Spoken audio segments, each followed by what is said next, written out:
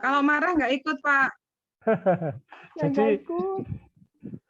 Jadi kita share dulu ini apa yang terjadi dengan kondisi Yvette, terutama dari yang ngisi ini.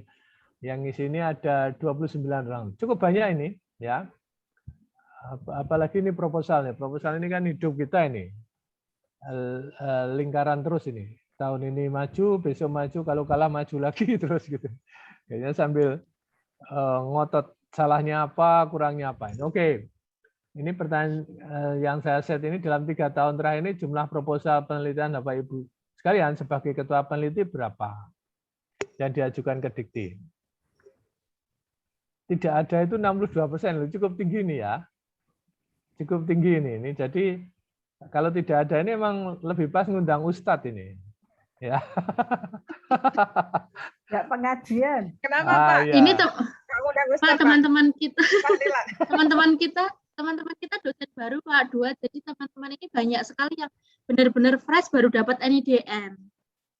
Sehingga mungkin memang belum ada kesempatan untuk proposal ke hibah ini, Pak.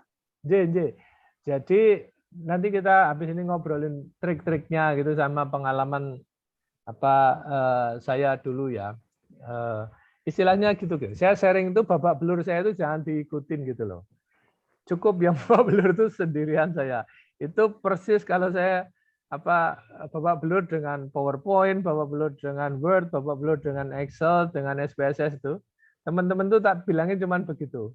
Jangan belajar banyak-banyak, buang waktu. Cuman belajar harus di atas yang saya nggak tahu. Sehingga saya belajar dari sampean, kita sharing gitu. Karena kalau sampean ngulangi punya saya, itu saya mungkin 2 minggu, sampean 3 minggu loh, saya bilang gitu. Babak belurnya itu. Jadi mbok kita saving energi, kita bentuk tim gitu loh. Saya ngerti ini, bukan sok pinter, tapi saya lebih ngerti duluan gitu loh. Nah, kurang lebih itu. Oke, jadi kalau di sini ada yang 3 nggak ada ya, yang 3 ini banyak ini, berarti cukup banyak ini. Diajukan ke Dikti sebagai ketua gitu ya. Saya lagi mikir nih, kalau 3 apa bisa gitu loh. Jadi mungkin ini salah ngisi, maksudnya tidak ke Dikti saja, ke Pemda, ke swasta, kemana lagi gitu nggih. Atau ke universitas itu ini cuma proposal yang disubmit gitu. Ya. Nah, yang bagus begini ini sebetulnya menunjukkan kalau sebagai anggota berapa gitu kan. Yang tidak ada lebih sedikit. Jadi sebetulnya dari yang tidak mengajukan itu dia sebagai anggota iya. Selisihnya kan 53 sama 62%. Gitu. Jadi ada 10% tuh yang jadi penumpang di proposal yang lain. Gitu. Nah, ini yang sering kalau kita evaluasi diri untuk mencari RCA-nya, root cause analysis gitu. Ujungnya itu sebabnya apa itu kita jangan-jangan 10% ini juga penumpang gelap gitu loh. Jadi cuman ditembung namanya gitu. Bu Asih ikut saya ya. Ya. Nah, tapi nggak kerja apa-apa gitu loh. Tendang saja, Pak. Semoga enggak begitu kan begitu. Nah, yang bagus itu begini. Misalnya saya sama Bu Asih, jenengan saya masukkan di proposal saya loh. Ya, terus Bu Asih bilang ya, terus Bu Asih sambil jawab, tapi Pak saya jenengan ya tak masukkan tempat saya loh. Kita saling mikir diri sendiri dulu ya. Nah, itu juga kepepet itu enggak apa-apa. Bisa ya? Bisa, saling numpang gelap semua gitu loh.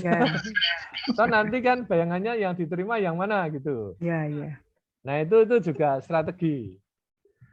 Yang ideal memang nggak begitu. Ketika saya diajak Bu Asih terus peran saya di situ apa, sumbangsi saya apa, paling tidak di literatur searching-nya atau pustakanya itu apa gitu. Oke. Kemudian dalam 3 tahun terakhir berapa jumlah proposal yang didanai Dikti?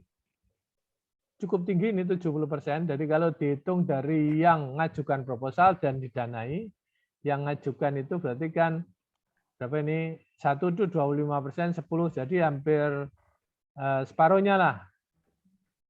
70% ditolak gitu loh. Artinya ya wajar segitu gitu loh. Kalau diterima semua tuh kayaknya ya nggak mungkin gitu. Ngaju 100 diterima 100 itu luar biasa. Biasanya itu tergantung apa ya, bayangan saya itu kalau 50% aja udah bagus tuh.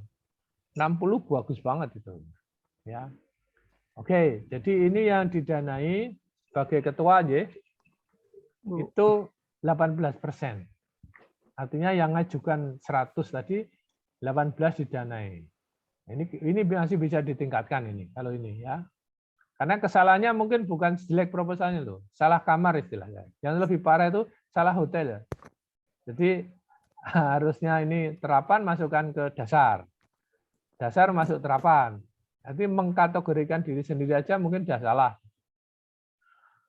Oke, kalau sebagai anggota lebih gede. Jadi bagus nih. Ini menunjukkan teamwork-nya penting.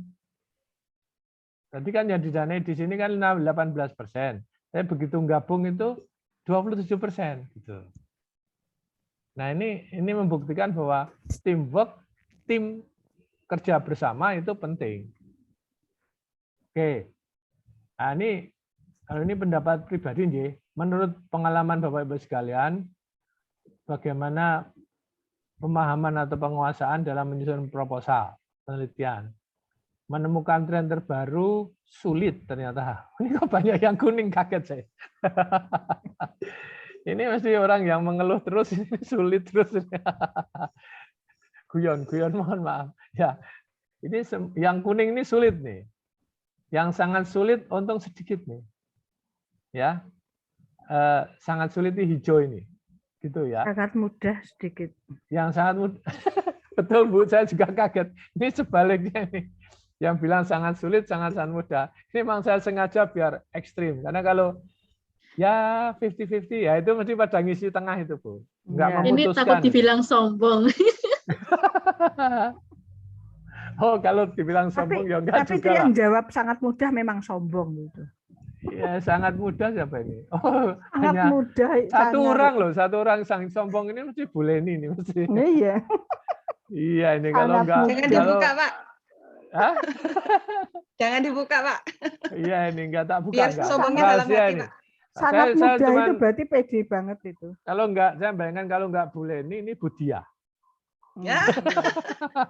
Homset boleh ini. Tapi kalau Budia itu memang top, Pak.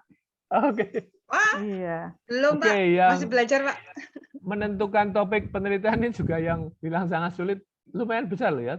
18, 17, yang bilang sangat sulit terus ini. Nah, 15, 19 ini. Banyak banget ini 19-nya. Menyusun materi metode. Wah, ini harus kita garap ini. Porsinya tinggi banget ini. Menyusun materi metode. Jadi bayangan saya, kalau bidang ilmu saya itu termasuk yang paling mudah. Yang agak separuh sangat mudah, separuh harus baca banyak. Apa teknologi untuk analisisnya itu harus baca agak banyak dikit. Ya, terus yang ini mencari referensi mudah. Wah, ini berarti nggak usah banyak-banyak nanti. Ya, udah tahu. Yang bilang mencari referensi sulit itu hanya 9. Jadi mungkin nanti perangnya akan banyak di materi metode. Ya, yang kuning ini cukup besar juga, jadi banyak juga ini. Ternyata. Oke, ya itu aja yang ingin saya tangkap itu yang harus kita serang apa ini gitu ya. Ini sebentar yang ujung ini kok nggak kelihatan apa tuh? Oh, memang nggak ada. Mencari referensi. Oh, masih banyak. Menyusun jadwal. Ini apa yang sangat menyusun anggaran. Wah, ini harus gede nih. Menyusun anggaran ini jadwal juga kok repot ini ya. Oke, nanti Ibu, Bapak Ibu sekalian saya kasih software yang lebih enak mengikuti jadwal. Kalau aplikasi komputer ini 50-50 antara yang mudah sama sulit. Ya. Tapi saya kaget juga nih menyusun anggaran. Ini mungkin karena Bapak Ibu sekalian bekerja di swasta, ya. Kok ada hijau itu apa, Pak? Yang hijau ini, sebentar. Hijau ini kok pokoknya beda? sangat sulit. Kok beda sendiri? Yang ini menyusun anggaran, Bu. Hijau. Yang hijau ini. Menyusun anggarannya sangat sulit 3 orang. Oh, sangat sulit.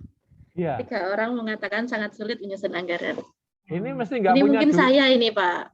Ini mesti nggak punya duit ini. Iya, ini saya, Pak, ini nggak punya uang nih. Sama boleh nih, itu saya itu. Orang nggak punya duit tuh biasanya pinter nyusun anggaran malah, Pak. Oh, belum tentu Bu, ini karena anggarannya aturan pemerintah itu loh Bu. Ini apa? Menyusun anggaran sulit banget ya. Ada 3 orang gitu. Baguslah. Nah ini memberi gambaran ya Bapak Ibu sekalian apa yang harus kita lakukan untuk ke depan ini. Masih ada waktu 6 hari toh. Nanti yang menyusun anggaran susah dan pokoknya tidak mudah tadi termasuk tinggi itu. Saya nggak bayangin itu. Itu bayangan saya pasti terjebak di membaca Permenkeu nomor 09 yang panjang 54 halaman itu. Atau 134 halaman. Padahal yang kita baca itu hanya 3 halaman Bapak Ibu sekalian. Nggak harus semua. Nah, tapi mungkin karena Bapak Ibu sekalian sangat teliti sehingga makannya di Papua pun dibaca gitu loh. Kalau rapat makan di Papua dibaca berapa, pengen tahu kan jadinya. Padahal harusnya konsentrasi ke Semarang aja gitu. Jadi langsung kalau pakai software itu langsung fokus di lokasi kita gitu. Nah ini juga saya alami itu, membahas seperti itu. Baik Bapak Ibu sekalian, ada masukan tambahan tadi dari data tadi, tapi kayaknya menggambarkan betul nih posisi Yvette sekarang nggih, angka-angkanya tadi itu. Cuman saya agak kaget aja anggaran itu. Nah, kayaknya nanti ada khusus ini walaupun catatannya di sini memang boleh ini juga nulis tuh 2 season itu. Berarti mungkin sebetulnya udah angket tuh 2 season membahas jadwal dan rencana anggaran. Wah ini memang seru ini. Karena jujur itu nilainya tinggi ketika jadwal sama anggaran nggak nyambung, ya itu nilainya rendah nanti. Jadi termasuk penilaian yang antar komponen itu termasuk dinilai. Baik Bapak Ibu sekalian, karena ada kajian pustaka juga 2 periode, tapi saya singkat saja untuk kajian pustaka karena kajian pustaka itu yang berat adalah nilainya. Gitu nggih. Saya tak share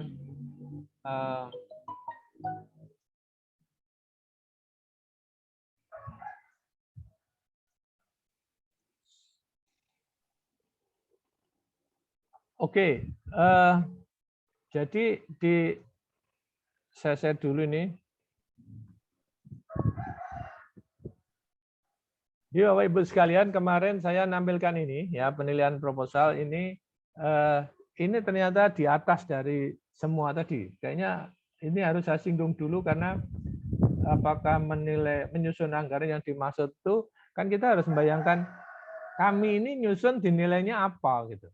Nilainya seperti apa gitu. Kalau dinilainya kan kita harus membayangkan saya berusaha keras seperti ini ternyata nilainya sedikit gitu. Yang ngapain kerja keras di situ gitu. Yang dinilai itu apanya toh? Nah, itu kita nyiapin biar yang kalau dinilai itu bagus kan begitu. Nah, ini maksud saya. Makanya sebelum nyangkut ke kajian pustaka itu yang dinilai apa gitu. Nah, nanti kalau menyusun kajian pustakanya, saya yakin Bapak Ibu sekalian sudah paham itu isinya. Seperti apa, komponennya yang dinilai apa. Jadi Bapak Ibu sekalian harus menuruti perintah itu. Nah, di awal pertama kemarin saya mau nyajikan ini sebetulnya antara apa yang dimaksud dengan kehidupannya grant atau penelitian atau nyari dana gitu. Ini ternyata penting banget karena kita itu di mana posisinya gitu. Sementara ini hidup kita ini lagi di mana? Kalau nggak ngajukan proposal itu di mana kita? Itu di bolongan ini loh. Ngajukan di mana gitu. Jadi harusnya kita itu kalau diem itu di sini. Atau di 2 atau di 3. Ada atau tidak ada, mau disubmit atau tidak, itu 1, 2, 3 ini harus dikerjakan. Makanya di sini namanya pre-award, ini post-award. Pre-award adalah persiapan award. Persiapan mencari hibah, di sini setelah menerima hibah. Jadi ada 8 siklus ini yang Bapak Ibu sekalian, kalau kita ngerti kategori ini enak kita. Sebetulnya kita di mana gitu loh. Kita bisa aja nomor 7, tapi 7 itu pun karena multi years kita nyiapin proyek yang lain di nomor 1 gitu. Nah, kita mulai 1 pelan-pelan. Tolong nanti saya di stop kalau Bapak Ibu sekalian pengen diskusi atau ada tambahan. Okay. Yang pertama memang siapkan roadmap. Itu sudah kita lakukan kemarin. Bagaimana menyusun roadmap. Ya. Sehingga roadmap itu juga dinilai cukup tinggi. Dan ini nyangkut hasil penelitian 5-10 tahun yang lalu. Dan ide baru. Kemarin sudah banyak disinggung oleh Bu Lulu, Pak Tony, gitu ya, Pak Ayik, tentang novelty misalnya. Nah, ide baru ini apa yang akan muncul? Ini tolong Bapak Ibu sekalian ngajukan nulis atau enggak ini harus dipikirkan terus di laptop kita. Ini memang pikiran dosen itu harus di situ terus kayaknya. Kemudian setelah ini semua mulailah identifikasi pendonor atau pemberi hibah.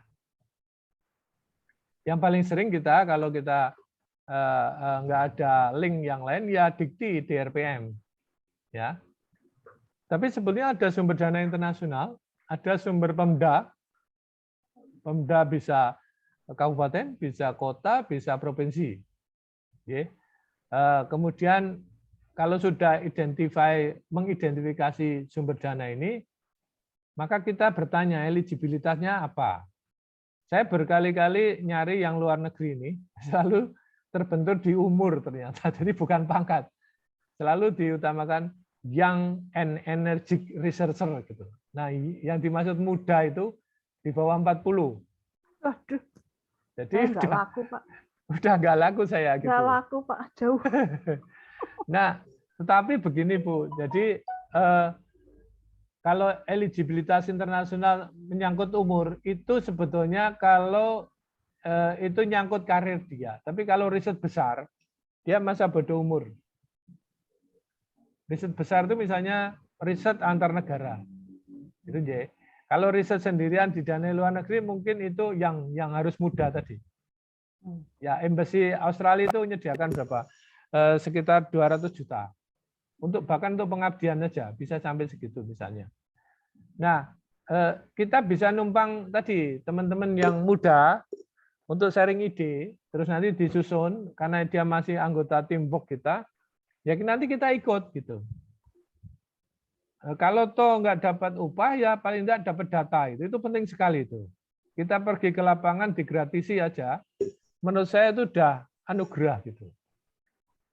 Kalau misalnya keliling desa atau keliling ke pantai atau lokasi nelayan, tapi kita pakai biaya sendiri, ada nginep dan seterusnya, itu mahal. Tapi dengan adanya anak muda yang lolos eligibilitasnya, atau ngajukan diterima, oh itu luar biasa. Gitu.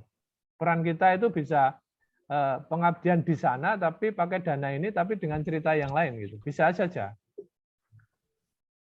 Oke, yang ketiga adalah isi format proposal. Oke, kalau isi format proposal ini ngikuti saja kalau di DRPM ya ikuti guideline yang terbaru yang versi nomor 13 ya. Panduan nomor seri 13 itu tahun 2020. Nanti kalau nggak punya saya kirim. Penting untuk pedoman apapun di situ ada biaya, ada eligibilitas, ada skema gitu ya. Walaupun tahun ini nggak ada. Tapi tahun yang berjalan masih jalan, bahkan sampai tahun depan pun yang didanai dengan format itu masih jalan. Kemudian kalau preparation ini kan tentu saja ada SDM, tema, topik, prioritas. Nah ini prioritas ini sekarang ini lagi COVID ini. Kalau nyebut prioritas di dikti pun disebut sampai anggarannya disebut. Ya misalnya tahun 2020 itu kalau nggak salah 90 M untuk COVID saja. Mulai dari deteksi penyakit, pencegahan penyakit, sosialisasi, edukasi, dan seterusnya. Itu masuk di sini. Kemudian kemarin kita sudah bahas ada Perpusnas, RMS, Reference Management System, terus OK Maps gitu. Udah kita bahas semua. Preparasi atau persiapan proposal ini nyangkut komponen biaya, bisa kita baca. Tadi kebetulan banyak yang biaya juga merasa nggak nyaman lah kalau saya istilahnya. Kalau sulit banget sih nggak. Cuman mau menyentuh itu kayaknya wegah gitu loh. Karena halamannya itu kalau nggak salah 134-an itu. Tapi yang kita baca sebenarnya nggak nyampe 4 halaman atau 5 halaman itu. Oke. Kemudian baru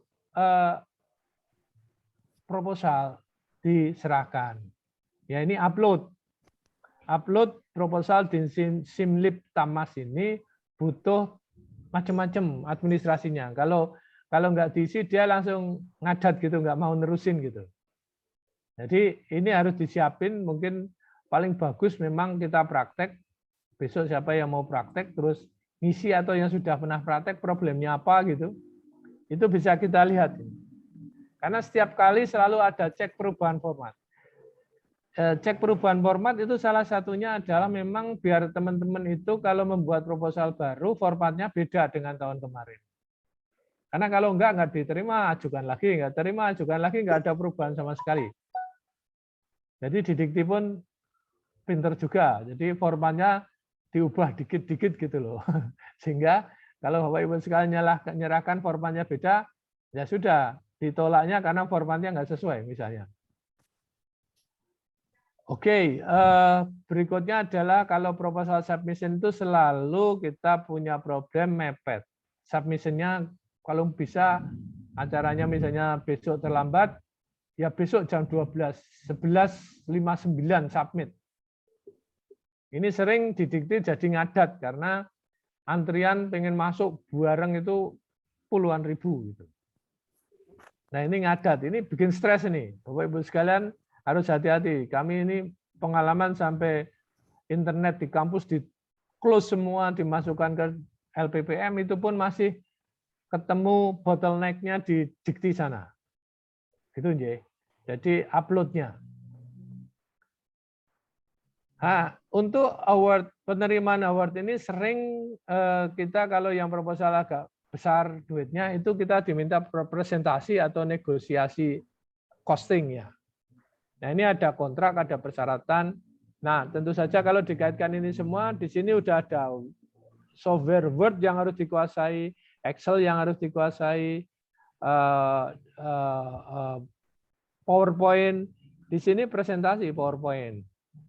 Nah ini juga sering ganggu sehingga saya pernah melihat reviewer yang grantis pengusul yang nggak pede, dia ngajak anak buah hanya khusus untuk ngeklik PowerPoint-nya.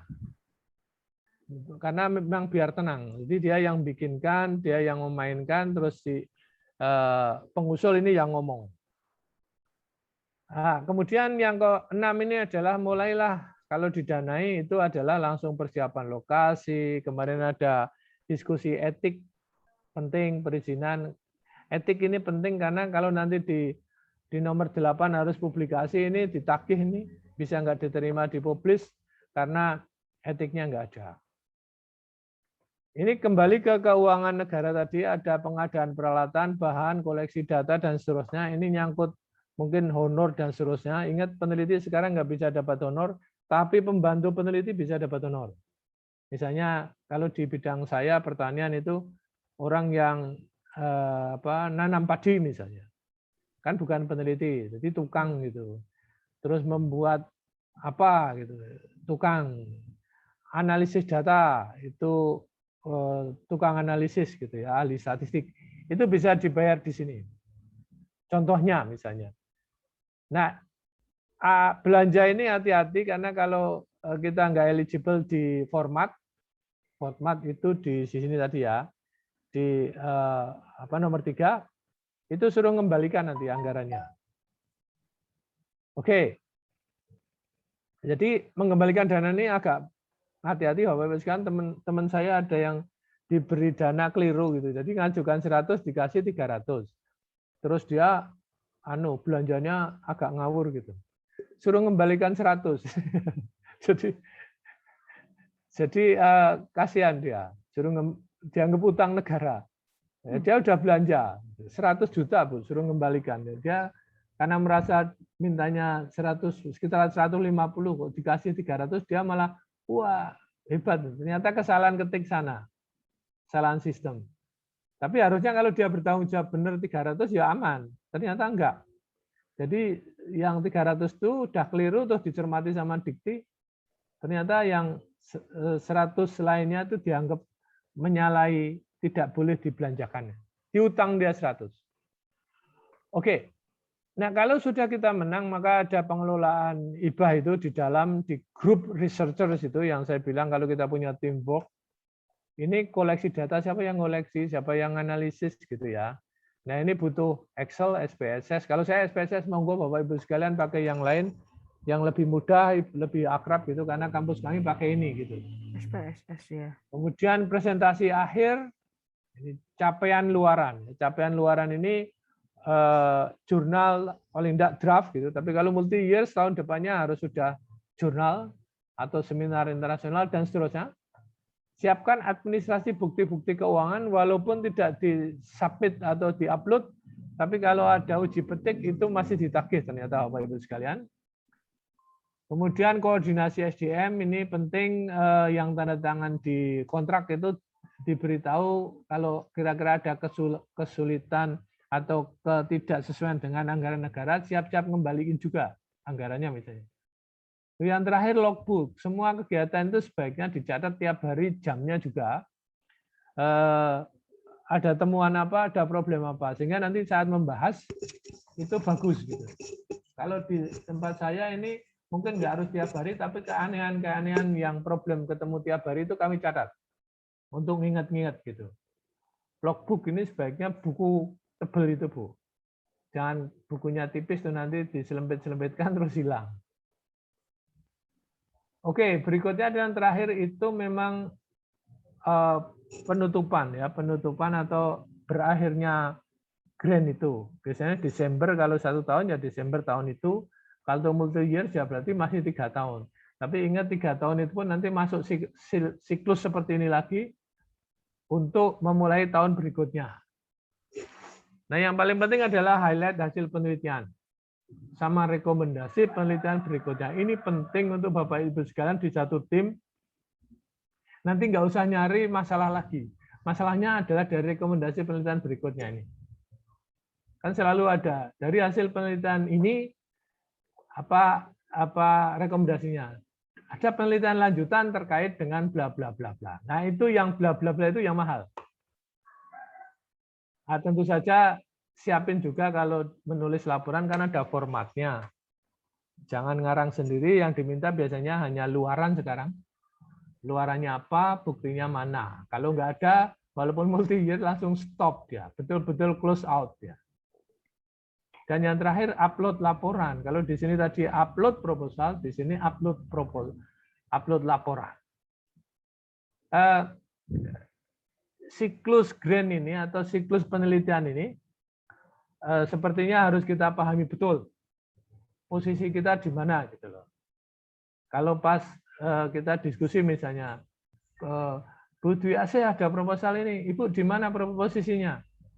Saya sudah di 4 gitu. Wah, ini udah canggih ini, udah tinggal submit. Wah, sombong banget ini. Kalau ada sombong itu memang pamernya di 4 ini. Padahal kalau ditanya, mana buktinya? Sebentar, masih di nomor 1. Tapi jangan khawatir, bisa aja nomor 4 tuh nggak usah diajukan ke Simlip Tamas, dijalankan sendiri pakai duit sendiri. Ini siklusnya ya sampai 8 juga gitu.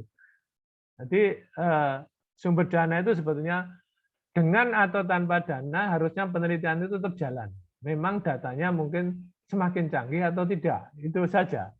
Nah, semakin canggih atau tidak itu bayangan saya adalah Q1 atau Sinta 6 kan gitu ya. Sinta sampai 6. Ya Sinta 4 lah. Jadi supporting datanya itu sebenarnya menentukan itu. Baik Bapak Ibu sekalian, mungkin saya stop sharing ini. Mohon kalau ada pertanyaan, sebetulnya misalnya Bu Dwi Asih itu mungkin penelitian 1 itu sudah ada yang di sini nomor 4. Karena proposalnya banyak nih. Penelitian 2 tentang apa itu saya masih di nomor 1. Ada lagi penelitian 3 dengan grup teman saya sudah close out itu. Sebentar lagi harus saya presentasi di Pemda Jawa Tengah misalnya gitu loh. Nah, ini sebetulnya yang mewarnai kehidupan kampus kita sebetulnya untuk riset. Tanpa ini ya ngobrolnya ya kredit motor tadi. Artinya suasana akademik kondusif, tapi kondusifnya itu adalah ngobrol tadi, bukan ngobrol ini. Nah ini kalau ini dijalankan, mahasiswa terlibat terus luar biasa. Roadmap-nya kejaga terus, tambah meningkat terus, siklusnya ini akan jalan terus ya. Jadi kalau kita lagi kayak merenung itu betul-betul lagi mikir nomor 1 belum beres, nomor 2 belum beres, nomor 3 aduh ini kacau ini, kejar waktu ini. Kalau berani kita tentukan tanggalnya juga nih. Nah, yang harus diingat Bapak Ibu sekalian untuk DRPM itu kan Mei ini biasanya nomor 4 ini. Ini Mei ini. Kalau mundur ya mesti Juni gitu. Tapi jarang sampai September gitu. Kalau sampai September biasanya dia harus melampaui tahun anggaran. Nah, saya nggak tahu kalau teman-teman tindakan kelas kan mungkin nunggu semester nih. Jadi walaupun dananya turun Januari atau Februari tetap harus mulainya semester baru misalnya. Saya nggak tahu ya. Oke, ada diskusi Bapak Ibu sekalian, ada pengalaman mungkin yang harus saya masukkan juga di sini untuk menambah pengalaman saya. Siklus ini saya dapatkan dari ini, Bu, dari Life Cycle of Grant PNG. Ada siklus yang banyak, ada yang singkat. Feeling saya ini yang paling banyak, terus ini saya isi dari pengalaman saya pribadi begitu. Saya cari di mana-mana, saya tambahkan begitu. Lebih enak, mengikuti ini lebih enak. Saya tahu posisi saya di mana, kelemahan saya di mana sih gitu. Ada teman yang rajin bikin proposal gitu, tapi begitu pelaksanaan ini pusing di anggaran. Jadi di manajemennya, ngatur temennya yang banyak itu bingung dia. Nah ini butuh teman-teman yang bisa mengorganisir teman-teman gitu. Ada yang spesialis nulis pinter gitu. Nanti dikasih referensi aja, masukan, terus dia bisa ngolah gitu. Itu pentingnya teamwork. Ternyata nggak bisa terus yang pinter di lapangan tuh, yang pinter di meja itu belum tentu pinter di lapangan. Artinya agak kacau lah gitu. Kalau di lapangan misalnya harus nanam rumput gitu atau nanam tanaman gitu, ya dia mending ngopain orang gitu. Tapi ada yang researcher tuh, saya harus ngecek kedalamannya, lebarnya, nanti disiram jam berapa. Dia harus turun ke lapangan betul. Kalau enggak gagal, gitu loh. Apalagi kalau itu diulang-ulang terus sudah berhasil, terus harus diperlakukan yang beda. Misalnya pupuknya beda, berarti kan nanamnya harus sama, dalamnya sama, pupuknya harus sama. Yang beda adalah misalnya anti serangganya. Jadi treatmentnya adalah anti serangga misalnya. Ini contoh di bidang saya. Oke.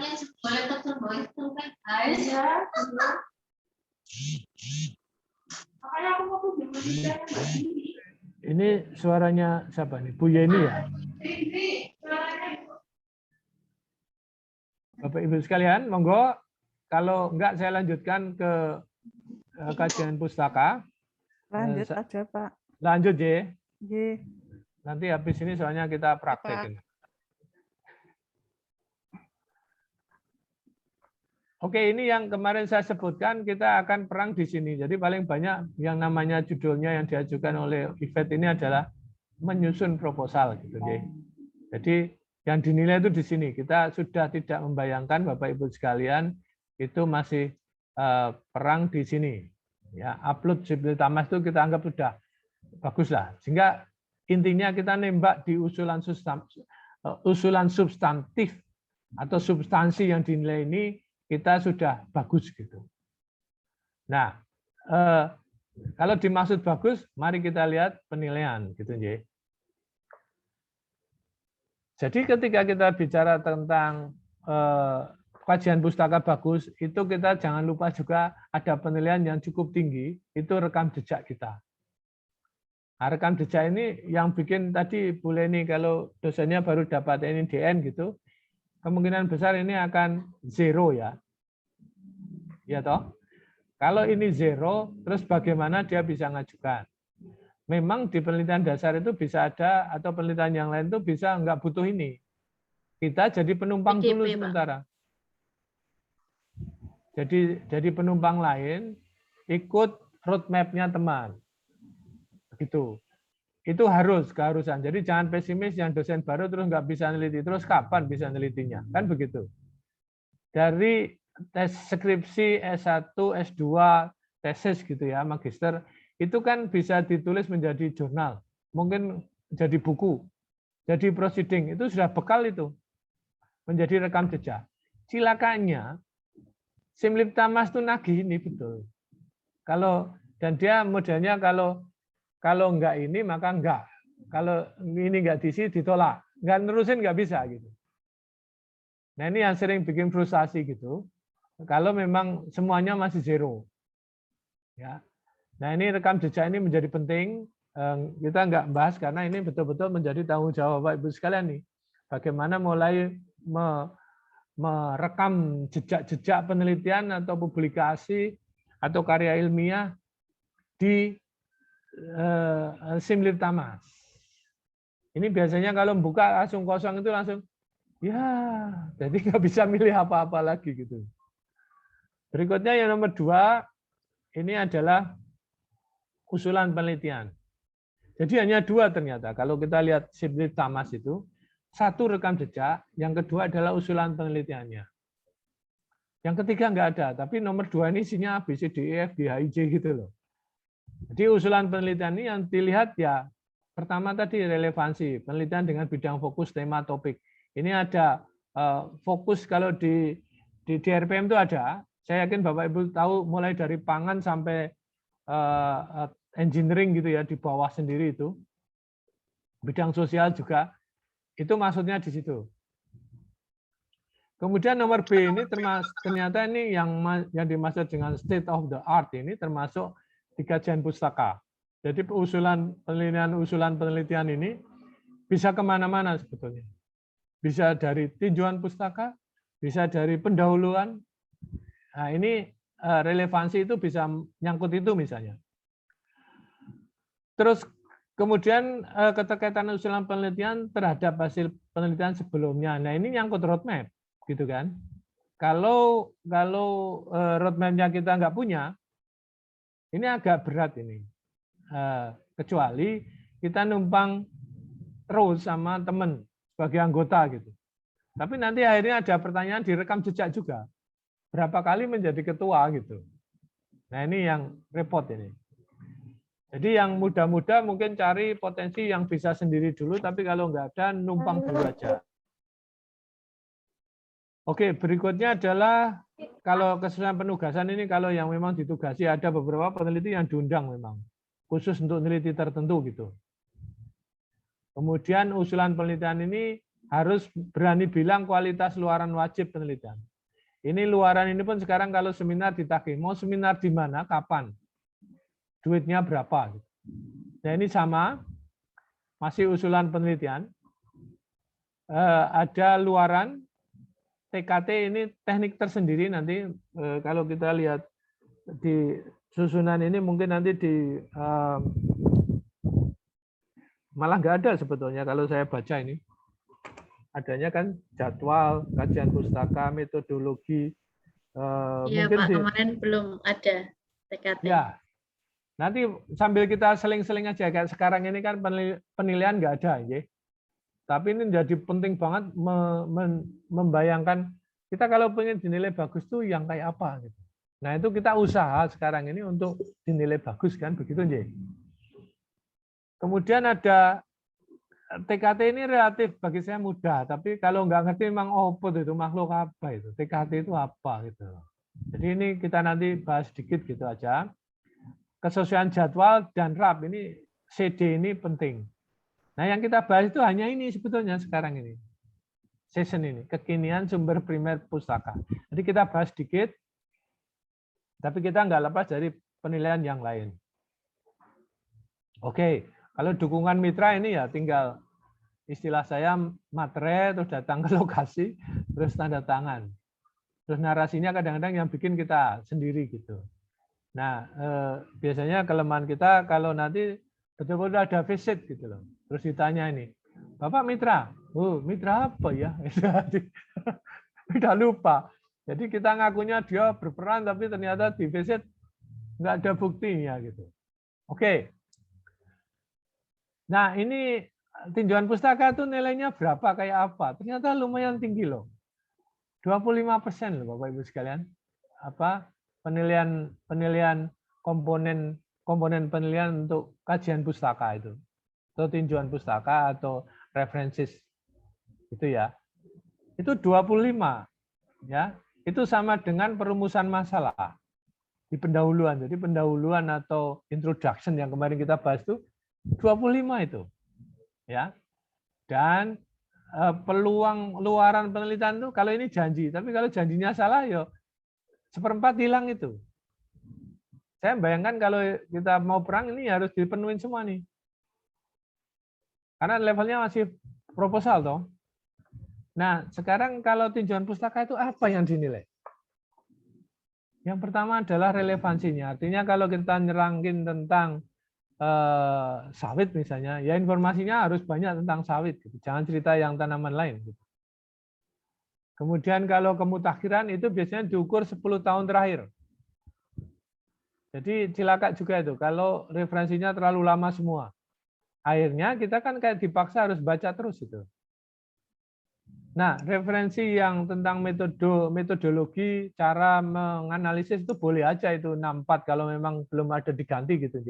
Tahunnya tahun 64. Saya punya itu, analisis lemak susu dengan bahan yang sedikit gitu. Misalnya susu kambing yang bukan tipe-tipe perah gitu. Itu bisa pakai metode lama. Tapi itu kan ikonik gitu ya. Kalau semua orang merefer ke itu kalau metode itu. Nah, ke-C adalah penyusunan daftar pustaka. Ini kita coba ini kemarin. Pakai Mendeley. Ya toh? Ringan ini. Penyusunan daftar pustaka itu kalau pakai Mendeley lolos itu pasti. Karena pasti tepat. Tepat banget. Yang dipakai di teks pasti masuk di daftar pustaka. Jadi sekarang kita udah nembak beberapa ini yang sudah beres itu penyusunan daftar pustaka ini. Oke, kemudian kalau kelayakan penelitian ini ya jadwal ya, waktu, biaya, personalia. Nah itu pembagian tugasnya. Berapa jam per minggu kita alokasikan misalnya gitu. Karena di Simlip Tamas ini seru itu karena kita integrasi, kalau kita jadi anggota atau jadi ketua, nanti jadwalnya numpuk untuk kita itu. Ya. Oke. Nah sekarang kalau dicek lagi kebaruan penelitian kita ini hati-hati karena skornya itu cuma begini nih. Tidak ada kebaruan, 0. Kalau dinilai menurut novelty-nya nggak ada, 0. Dah. Kurang signifikan, 5. Cukup signifikan 10. Kalau sangat signifikan 15. Nah, kita harus nulis, ada beberapa teman yang istilah saya itu tegas gitu. Jadi dia di proposalnya juga bunyi gini. Kebaruan penelitian ini sangat signifikan, ditulis maksudnya biar reviewernya juga kalau baca apa iya kita iya jadinya gitu. Kalau ditagih ada tulisannya. Tapi kan itu enggak seperti itu. Harusnya tulisan narasinya di tajian pustaka bukan ngaku gitu. Kalau di Ban PT itu sering begitu tuh, ngaku langsung. Adil, transparan, publik gitu. Langsung ditulis tuh. Ya, kami adil, kami transparan, kami publik. Ya, ditulis gitu toh, tapi enggak penjelasannya enggak ada, buktinya enggak ada. Dan nilainya 0. Nah, ini boleh juga model begitu itu bisa ditiru itu bahwa ngaku gitu kebaruannya sangat bagus. Terus kalau ada tulisan relevansi usulan penelitian itu tulis juga. Ini menunjukkan bahwa relevansi usulan penelitian ini sangat relevan gitu. Jadi jurinya itu langsung bingung. Ini kok kayaknya format penilaian dipindah ke proposal gitu. Oke. Yang ini lain mungkin nggak usah kita bahas, tapi kembali ke yang pustaka tadi. Tidak ada pustaka primer. Pustaka primer itu diterjemahkan kurang lebih jurnal yang terkait dengan bidang yang akan kita teliti. Nah, ini kan berarti nyangkut jumlah, nyangkut tahun. Nah, ini mungkin sekarang Bapak Ibu sekalian sudah bisa ngumpulin Mendeley itu yang harus dihapus yang mana. Maksudnya tahunnya. Yang kuno-kuno kira-kira ilmunya enggak pasti nggak dipakai di itu, dipindah aja. Biar Mendeley-nya nggak kerja keras. Dipindah ke bukan My Library. Menjadi koleksi kita sendiri aja. Kalau saya masih laptopnya masih kuat, jadi tak campur aja sekalian, nggak apa-apa. Nah, ini yang mutakhir itu dihitungnya ternyata 10 tahun. Jadi kalau 2021, ya kurangin 10 tahun. 2011. Begitu. Dan primer itu terjemahnya, saya tanya beberapa teman ini adalah jurnal. Jurnal pun, ini seru. Q1, Q2 kalau pengen laku gitu loh. Nah ini yang harus pokoknya terakreditasi atau berreputasi. Baik Bapak Ibu sekalian, sepertinya itu yang kalau kita ngomong kajian pustaka, saya yakin Bapak Ibu sekalian akan susah kalau kita praktekkan terus yang mereview bukan bidangnya. Karena kalau yang bidangnya sama, itu akan bisa ketahuan. Nah, Pak Tony kemarin sudah menunjukkan juga seperti yang saya sampaikan tentang fungsi dari OK Maps, Open Knowledge Map. Itu bisa untuk ngecek bahwa kita itu novelty-nya tinggi enggak, gitu nggih. Terus terkini enggak. Itu bisa dicek di sini. Kemudian Perpusnas. Nah, yang belum kita coba kan sekarang kita praktek bersama. Siapa yang sudah punya proposal terus dia ini terkini enggak gitu. Nah, biasanya terus agak malu ini kayak istilahnya tuh jangan nyebar aib lah gitu. Jadi nanti kalau enggak aib saya aja ya. Kalau tujuannya nanti didanai lah baru wah aib saya enggak apa, yang penting didanai kan gitu. Jadi monggo saja Bapak Ibu sekalian yang mau share pengalaman atau diskusinya. Terima kasih Bu Leni. Jadi mohon izin. seperti itu. Monggo Bu Dia. Terima kasih. Mari, monggo Bu Dia. Kembali ke slide yang sebelumnya Bapak. Kalau proposal saya masih mengusahakan bersama tim. Tapi ada beberapa pertanyaan terkait dengan rekam jejak tadi Pak. Bagaimana jika rekam jejak kita itu ternyata fokus penelitiannya itu beda-beda semua, Pak. Sehingga roadmap-nya juga jadinya macam-macam gitu. Misalnya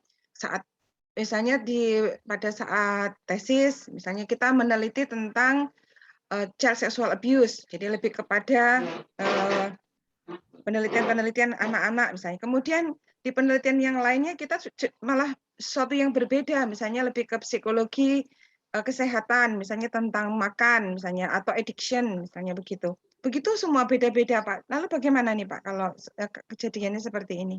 Oke, menarik kalau kita mempunyai grup researcher, ya Bu Dia.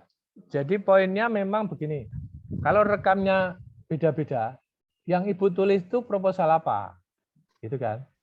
Yang digunakan itu yang sesuai dengan proposal yang Ibu ajukan. Begitu.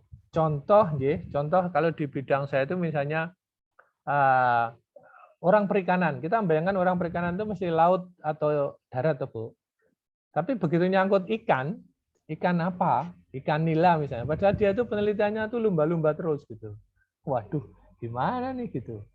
Jadi dia rekam jejaknya adalah mungkin teknik identifikasi jenis ikan. Jadi rekam jejak untuk proposal, bukan rekam jejak untuk diri sendiri. Kalau Ibu rekam jejaknya banyak itu nggak harus dicantumkan di proposal itu. Dipilih yang sesuai. Kalau enggak kacau balau itu, Ibu tadi yang disampaikan ditulis jujur gitu, agak repot. Tapi pengalaman yang punya Ibu tadi tentang beberapa yang beda gitu, ambil sarinya aja. Sarinya yang bermanfaat untuk proposal itu. Yang sedang Ibu ajukan. Jadi rekam jejak ini bagi saya itu bisa banyak versinya. Contoh begini, kalau Ibu pengen jadi konsultan bidang monitoring dan evaluation gitu ya, Ibu nggak usah sombong-sombong banyak penelitiannya. Dia nggak akan melirik jumlah penelitian Ibu, tapi rekam jejak Ibu di bidang monitoring dan evaluation. Apalagi ibu ngelamar untuk riset bidang itu gitu. Nah, kecuali ada kata lainnya. Hal lainnya pun nggak perlu detail itu. Peran kita di situ. Tapi ikut proyek didanai Jawa Tengah, didanai Jawa Timur. Isinya pun nggak perlu disampaikan. Sampai ditanya betulan. Nah, rekam jejak kan hanya store ini Bu. Store apa? Tulisan. Jadi jangan khawatir. Saya khawatir nanti kalau Ibu nggak pengen bikin rekam jejak. Karena takut rekam jejaknya kemana-mana. Nggak masalah itu. Kayak saya contoh ya, saya ketika ngajukan rekam jejak untuk limbah sawit untuk pakan ternak. Saya itu tidak mencantumkan rekam jejak saya untuk penelitian ternak kerja di sawit. Yang saya pakai adalah sawitnya tadi dengan ternak, bukan kerjanya. Karena kata kerja ternak yang kerja di sawit itu beda. Ilmunya agak menjauhi gitu loh, Bu. Tapi karena ada kata kunci limbah sawit, saya ambil kata kuncinya dari sawit tadi. Sawit ternak sudah diteliti tahun 2010. Itu sebenarnya ternak kerja di daun sawit gitu loh. Enggak, kalau ada reproduksinya pun enggak saya sebut itu. Reproduksi itu kawin-mawinnya sapi gitu misalnya. Itu enggak saya sebut. Tapi kalau saya diajak teman untuk reproduksi sapi di mana Bengkulu gitu, tak jual juga tuh rekam jejak. Saya pernah neliti reproduksi di integrasi sawit sapi gitu. Kerjanya enggak tak sebut lagi. Membikin bias gitu. Roadmap-nya jadi lemah gitu. Jadi kan nggak masalah tuh Bu Dian. Ya Pak, terima kasih Pak. Jadi kita ini ya Pak Duat ya, kita tuliskan apa yang diperlukan gitu ya. Jadi ketika sesuai temanya, seperti kita nulis CV waktu Pak Duat jelaskan itu ya. Kalau nulis CV mau ngelamar apa ya yang ditulis pengalamannya yang apa begitu ya Pak Duat. Betul, betul. Ibaratnya kalau Ibu punya 50 lembar CV ya, terus tridharmanya itu 30 halaman ya, 30 halaman tridharma, masing-masing 10.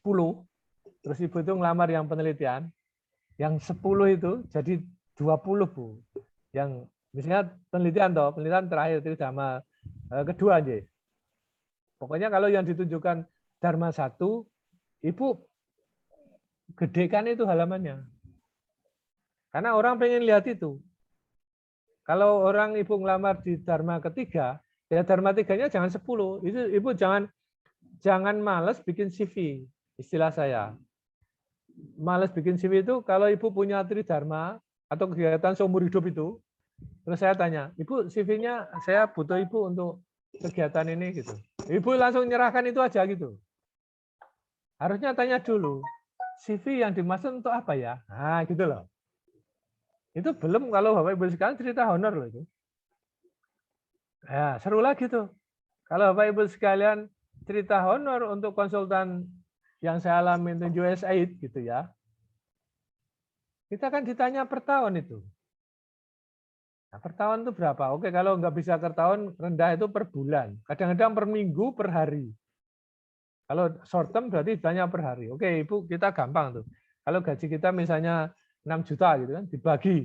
Biar gampang hitungnya 3 juta. Per hari berarti 100.000 kan.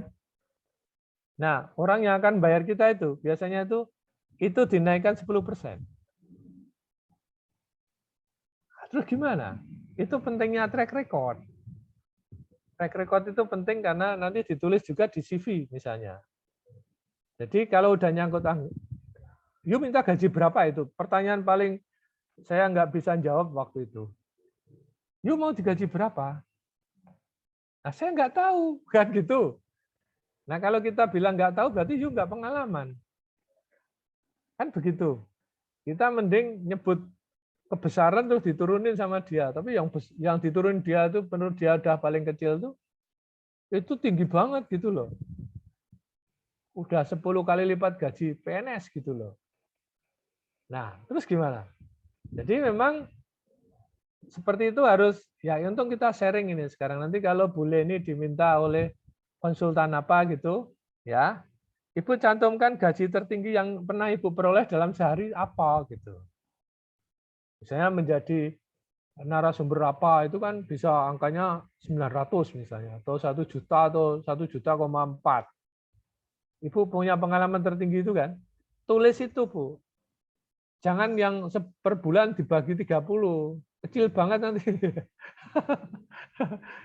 Jadi ini saya juga diajarin teman-teman saya, karena kalau kita kerja di konsultan, pernah kerja, terus selesai, nanti dia akan meng-hire kita sendiri, itu otomatis naik 10%, Bu. Jadi kalau kita, yang dulu kita misalnya 1.000 gitu ya. Nah itu kalau kita udah kontrak selesai, terus di-hire lagi, itu masih jadi 1.100. Nah kalau kita udah tinggi, misalnya jadi 2.000, nah terus si konsultan itu nggak punya duit, dia cari lagi orang lain yang harganya murah lagi. Dia nggak mampu bayar kita gitu loh. Nah terus itu tawarannya terus, ya sudah saya mau yang 1.000 lagi. itu model model kalau istilahnya buat CV tadi. Bayangan saya roadmap itu persis. Karena kalau Ibu nyebut satu penelitian aja, ya, kalau hanya menang hibah penelitian dasar tahun sekian, dah. Itu kalau Ibu pengen gedein CV-nya di situ, Ibu cerita outputnya apa, di lokasinya di mana, kan jadi paragrafnya panjang segini. Kalau kemarin cuma segini, sekarang jadi segini, dijelasin. Jadi bisa jadi 20 halaman tadi, instead of yang 10 halaman. Nah, itu trik penting itu. Jadi kalau dimintain CV itu jangan diberikan CV standarnya dikti itu loh, yang langsung nama, lahir, publikasi, pengabdian, indeks, terus tanda tangan. Serahin. Itu yang baca males itu. Kira-kira begitu ya. Bu Leni udah paham ya, segera bikin CV Bu. Jadi penting itu karena pasti CV standar Pak yang bisa dipakai kemana-mana itu tadi. Karena belum ada panggilan Pak gitu. Ya sebetulnya nggak usah. Jadi kalau pengen kerja yang sekarang kan MBKM ya malah disemangati untuk kita kerja di industri. Kalau dulu kan dilarang-larang, tapi saya pakai izinnya Dikti karena memang representasi Dikti di perwakilan itu yang minta embassy lagi gitu. Jadi terus kontraknya itu perusahaan konsultan di Amerika sana, jadi betul-betul gajinya dolar gitu Bu. Gitu. Menarik kalau seperti itu, menarik ya. Sampai tawarannya saya diminta mau nggak keluar dari PNS, sampai begitu Bu, mau di-hire untuk ke Pakistan segala gitu. Pernah saya. Tapi waktu mau tidak tergoda, Pak? Saya selalu pakai logika dulu Bu. Jadi uripmu itu nyari opo gitu loh, pertanyaan saya itu. Nah, kalau yang di Pakistan itu saya tergoda karena apa? Ini apa jalur hidupku ya salah satunya. Tapi tuh besoknya itu ada berita ya. Waktu itu mau ditempatkan di Islamabad Bu. Masjidnya dibom Bu.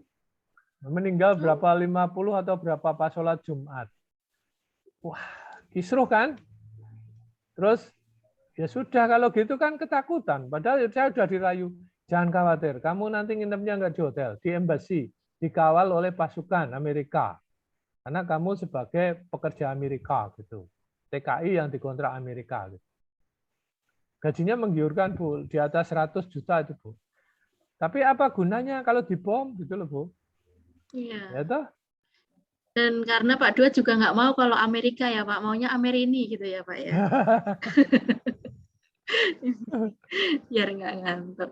Baik, jadi kita sudah dapat poinnya tadi dari Pak Duat bahwa untuk proposal dilengkapi dengan roadmap, dan kalau kita punya pengalaman penelitian yang banyak, maka yang dituliskan di dalam proposal adalah yang terkait dengan penelitian yang akan kita lakukan itu. Jadi tidak perlu dituliskan semuanya, kita ambil yang terkait aja supaya relate ya dengan apa yang kita tulis atau yang kita targetkan. Monggo Bapak Ibu yang lain silahkan yang mau sharing dan berbagi pengalaman juga atau mungkin mau minta saran dan pendapat dari Pak Duat. Kami persilahkan. Bu Yani ada sharing Bu Yani, Bu Lili atau teman-teman yang lain yang belum bersuara? Silahkan. Ya, Nyun Sewu, Assalamualaikum. Waalaikumsalam. Ibu. Waalaikumsalam. Sedikit saja mungkin tadi saya hanya ingin pada posisi yang pada bentuk yang memang konkret. Mohon maaf Pak Duet, itu untuk CV yang qualified itu seperti apa? Yang tadi seperti ya, jadi yang tidak standar itu seperti apa gitu? Ada poin yang berbedanya yang di mana? Tadi katanya maaf kalau tidak saya dengar itu yang CV untuk yang lebih diperjelas adalah penelitian yang dapat dari dikti misalnya atau dari mana. Oke. Sayang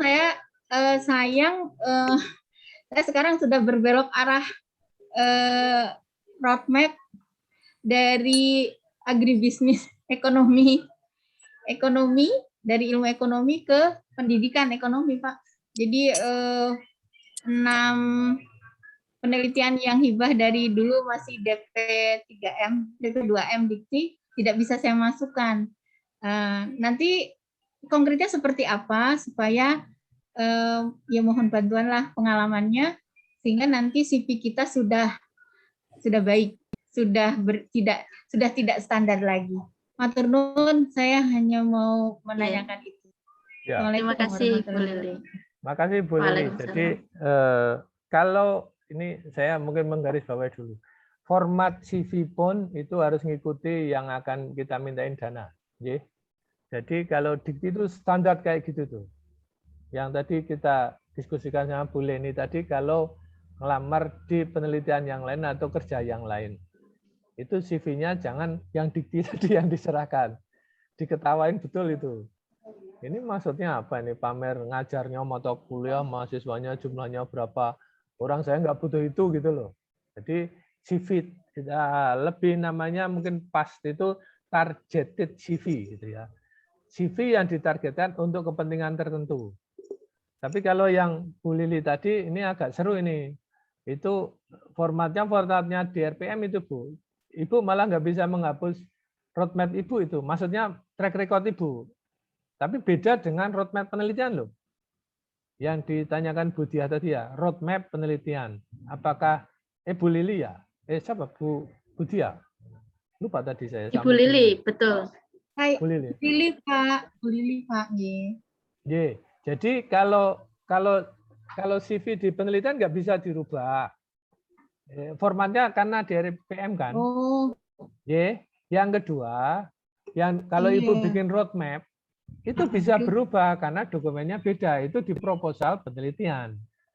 Tapi kalau track record Ibu menghapus yang dulu mau pindah agribisnis atau dulu sosek pertanian misalnya, ya udah tercatat di dikti, ya nggak apa-apa. Gitu, nggak apa-apa Bu. Nggak bisa dihapus kok. Nggak apa-apa. Iya. Oh iya. Iya, toh nggak bisa betul, dihapus. Itu sudah nge-link ke sister. Iya, sudah nge-link ke sister otomatis, betul Pak. Betul. Kecuali Ibu mau menghapus, yang ngapain dihapus, kan mengurangi nilai Ibu malah. Tapi yang saya maksud itu gitu. Track record roadmap ketika Ibu ngajukan penelitian misalnya bareng Bu Dwi Asih sama Bu Leni. Nah itu kan roadmap-nya disusun bertiga. Oh iya. Topik judul penelitian itu apa, roadmap-nya dipinjam di sana, pinjam sini, kan itu diaku sebagai bertiga. Walaupun nanti outcome-nya mungkin pas publikasinya Bu Leni, Bu Lili nggak ada. Tapi pas Bu Lili ada, Bu Dwi Asih ada, Bu Leni nggak ada. Kalau nyangkut publikasi loh. Bahkan secara detail itu nggak ditulis penulisnya loh. Cuman output, jurnal internasional tahun sekian, volume sekian titik. Gitu loh. Kan topik penelitian apa? Output. Kecil banget, cuman 12 fontnya tuh. Terus ditempelkan di satu lembar cerita roadmap.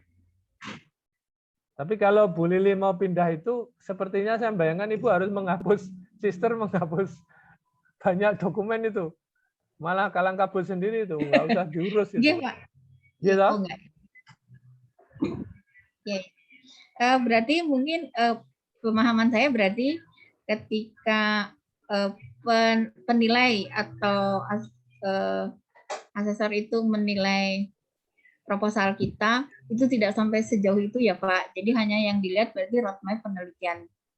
Ya. Roadmap penelitiannya yang targetnya misalnya sesuai dengan tema penelitian kita, gitu ya. Jadi nggak apa-apa ya Pak ya. Betul. Gimana teman Pak? Jadi saya semakin jelas. Yesun. Kan kalau Ibu kan track recordnya ada buku, ada banyak toh. Jadi bagus tuh. Cuman kan pertanyaannya tuh bukunya kalau roadmap-nya itu dimasukkan ke penelitian yang nggak ada hubungannya dengan buku, ya kan berarti nggak bagus. Contoh Ibu penelitian tentang tadi konseling, ya toh. Terus teman Ibu ngajak penelitian ikan gitu loh. Masa konselingnya dimasukkan gitu loh. Kan enggak gitu loh. Iya, betul. Ah, yang maksudnya saya ambil ekstrim saya seperti maaf, itu. Pak, tidak. Iya, betul. Iya. Alhamdulillah. Tapi saya malu sebenarnya. Saya itu termasuk dosen yang tidak produktif sama sekali, Pak. Haki juga masih dalam proses model hasil disertasi saya. Itu juga belum juga. Kemudian buku juga dalam proses modul dengan buku beda ya Pak? Kalau modul itu masuk tidak dalam kategori publikasi buku yang bisa yang ISBN kan modul kan ada ISBN-nya Pak. Mungkin yang baru siap ada 2 modul ini saya. Kan ada buku ajar Bu, ada bukunya kan macam-macam juga. Bisa buku ilmiah referensi, buku ajar, terus buku apa lagi itu? Monograf. Monograf. Iya. Bobotnya beda-beda, hati-hati Ibu kalau nulis buku referensi yang bobotnya tinggi itu jangan kayak buku ajar misalnya gitu loh. Nah, itu Pak, saya contoh gini, teman-teman yang background-nya edukasi itu sering kejebak gini. Namanya buku referensi tapi di situ ada contoh soal. Nah, itu dianggap buku ajar. Konsisten dong, gitu loh kurang lebih penilainya itu. Yeah. Kalau buku referensi itu ya nggak ada contoh soal, jawaban soal nggak ada. Itu buku ajar. Kalau buku ajar ada materi A, contoh soal, jawaban yang benar apa, nilainya berapa, kalau salah harus ngulang misalnya gitu kan. Itu buku ajar. Jadi mohon petunjuk Pak. Perbedaan buku ajar dengan modul itu kan nyaris hampir sama. Apakah ada perbedaan esensi Pak di situ? Apa itu? Buku ajar sama? Modul. Kayaknya modul saya nggak tahu ya. Pak. Saya belum pernah bikin modul soalnya Bu. Kalau teman-teman politeknik ya, memang dihargai, tapi harganya tidak setinggi buku ajar. Jadi dilihat aja itu ada penilaian itu penilaian PAK gitu ya. Itu bisa kita pelajari, tapi kita ini kan topiknya bukan itu. Nanti saya belajar itu lagi malah yang ini nggak ini. Bu Lili itu timpak Pak. Siapa itu? Bu Lili timpak. Bu Lili timpak malah lupa sendiri. Wah. Lupa. Itu timpaknya baru Pak. Timpaknya baru berpengalaman yang berpengalaman budak Handayani. Ya, saya baru saja beberapa semester. Oke, nggak apa-apa. Timpak juga sering salah kok Bu Handayani. Ya. Yang saya tahu itu di tim, betul Pak. Di tim Dikti pun ada yang ketawa gini, misalnya ini ngakunya monograf tapi kok ada modulnya. Ini modul kok ada monografnya gitu. Terus mau diuji berapa gitu lah. Itu yang ya mesti diambil yang terendah. Direndah pun nggak memenuhi syarat, terus gimana coba? Jadi itu ya udahlah buku opo lah. Itu salah satu dilema Pak. Ini Pak, matur nuwun. Bu Yani nanti saya belajar dari panjenengan ya, karena beliau ini timpak yang sudah berpengalaman lama. Matur nuwun. Alah Bu Lili loh. Terima kasih Bu Lili dan Bu Yani. Ini termasuk 2 senior Pak. Dua senior saya belajar banyak dari beliau di Universitas IPET. Kemudian kembali ke laptop, kita masih ada 10 menit ya Pak Duat sebelum berakhir. Mungkin saya sapa teman-teman yang lain. Pak Radit, wah ini Pak Radit dari tadi megang kepala terus. Kenapa Pak Radit? Ada yang mau dicurhatkan nggak ini? Pak Radit ini kemarin yang akreditasi ini, mesti lagi Lingkungan, pusing iya. akreditasi nih. Dia pegang kepala Betul, terus Pak. ya. Pusing akreditasi dan saya ngalami mungkin yang dialami sama Bu Lili tadi terkait dengan linearitas ya Pak ya, kepakaran. Jadi memang sebetulnya saya S1-nya itu bidangnya kelautan Pak. Saya ambil tesisnya terutama tentang tanaman laut dari S1 dan S2. Tapi ego saya belakangan ini karena lihat isu pertanian seksi, terutama lahan pangan berkelanjutan Pak. Jadi alhamdulillah kemarin saya dapat PDP. Ini sedang ongoing untuk jalan penelitian, tapi malah di bidang pertanian pangan berkelanjutan gitu. Nah ini saya agak khawatir ternyata ya mungkin kedepannya nanti saya ada di persimpangan gitu Pak.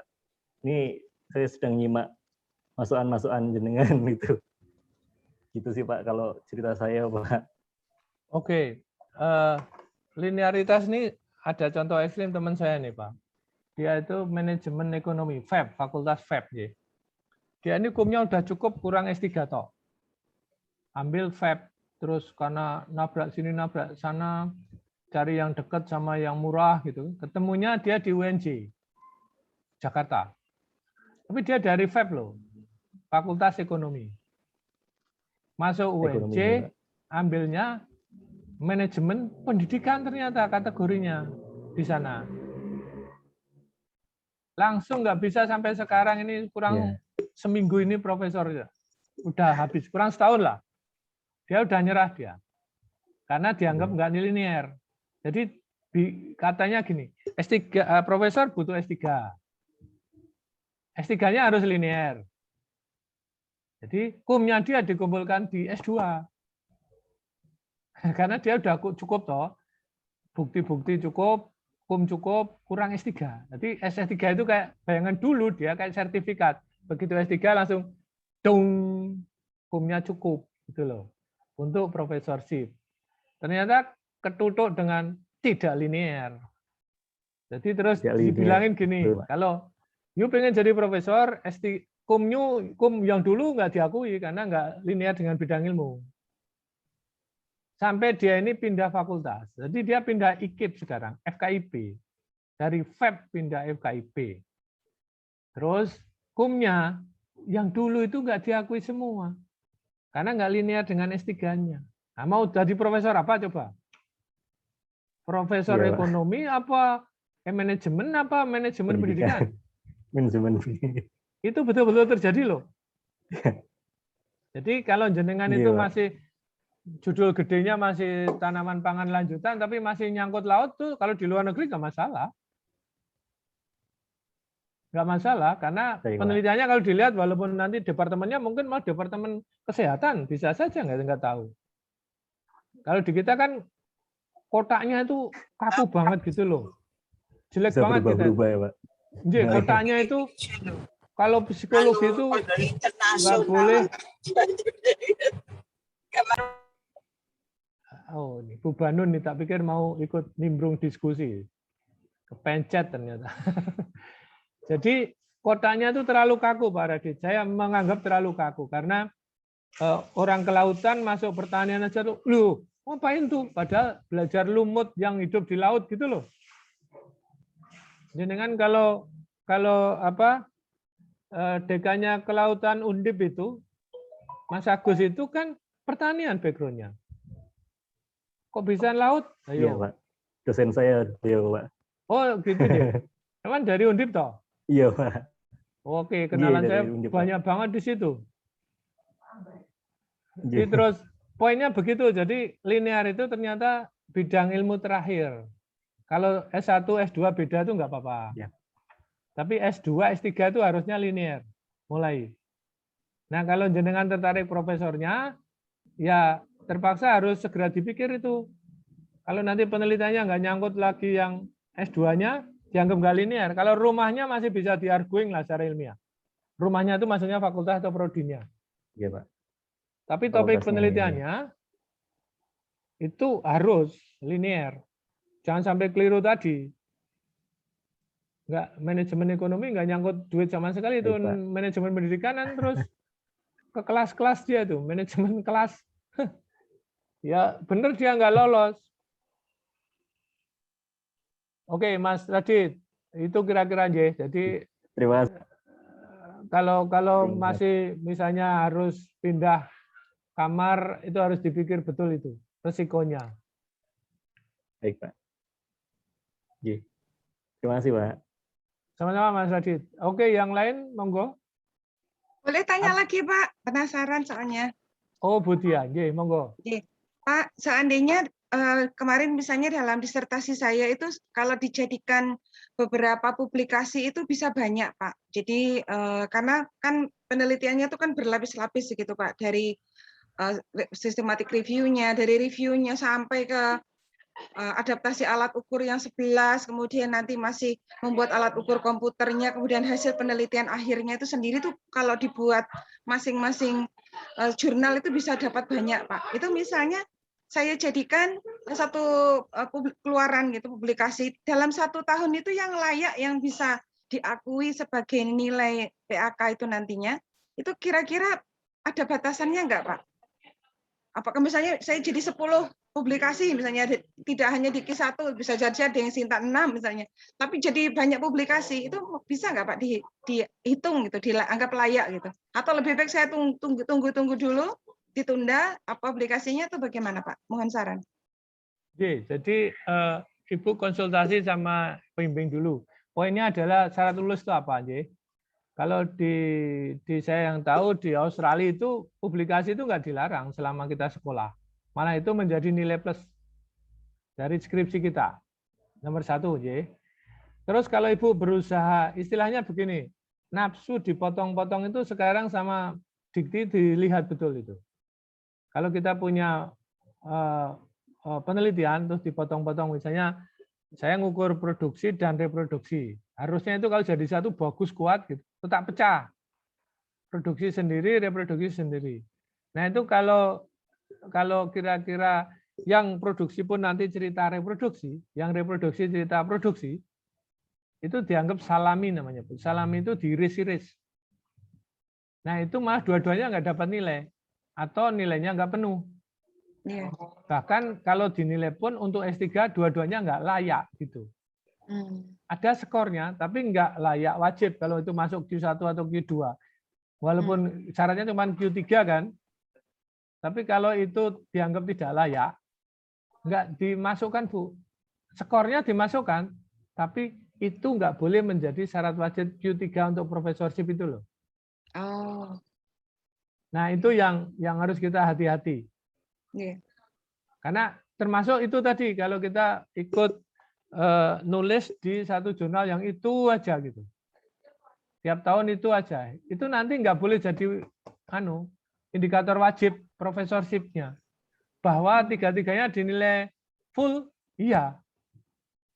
Tapi nggak boleh jadi wajib. Kayak saya nggak ngerti apa itu loh, diragukan gitu loh. Diragukan apa yang editornya itu teman baiknya apa walaupun di luar negeri gitu.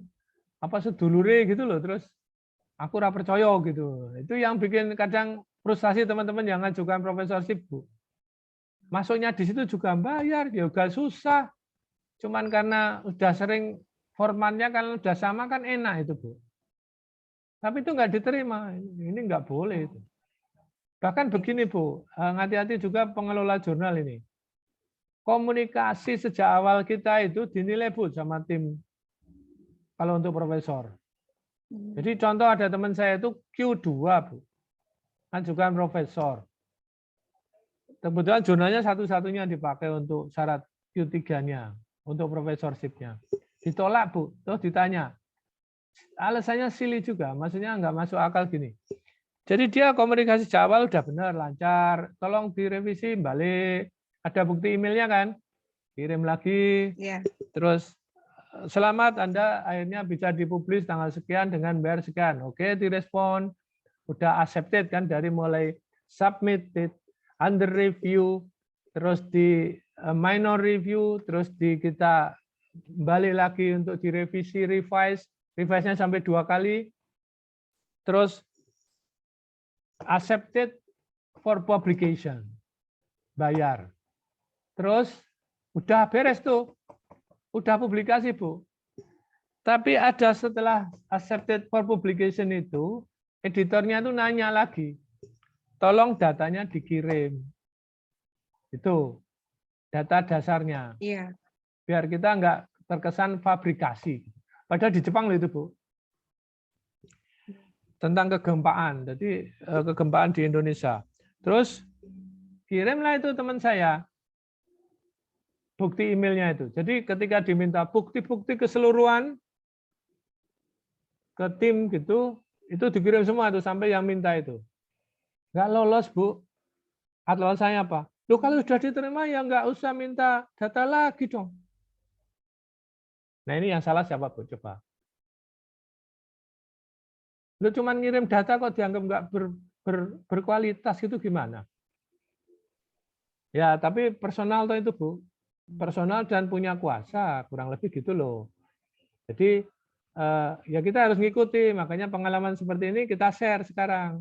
Kayak linearitas tadi, buktinya Pak Agus Sabdono bisa profesor. Dia agronomi loh itu, biologi kalau nggak salah malah. Pindah dari Bengkulu, pindah ke Undip, jadi dekan gitu. Mungkin saya kalau pindah ke Undip jadi dekan juga itu. Dagel itu. Direktur, Pak. Karena ada satu teman, ini karena alasan politis waktu itu. Jadi ada satu teman pindah ke UGM juga langsung ngetop dia. Yang dulu meninggal saat seminar itu. Mas Heru, teman baik saya. Itu apa ya? Linear, kalau dianggap linear, as long as penelitiannya itu masih nyangkut bidang ilmu dia S2-nya. Kalau S1, S3 itu enggak, biasanya enggak. Tapi yang dikhawatirkan itu S2, S3, hati-hati aja nanti. Kalau saya kira-kira dicap nanti enggak linear, Paradit saya mundur aja tuh, nyari beasiswa lain aja. Daripada korbannya nanti anak istri itu. Kalau saya gitu aja. Ya toh? Baik, Pak. Yang jelas S1 saya itu enggak linear dengan S2, Mas Radit. Saya itu S1-nya itu tentang daging. S2-nya nutrisi, tentang rumput. Nah, beda lagi toh.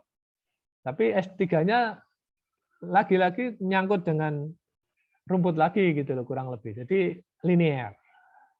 Nah, orang Indonesia itu suka dibilang linear itu kalau departemennya mirip atau namanya sama. Walaupun ditelitinya beda. Nah, saya nggak tahu ini mungkin nanti menjadi pertimbangan aja. Baik.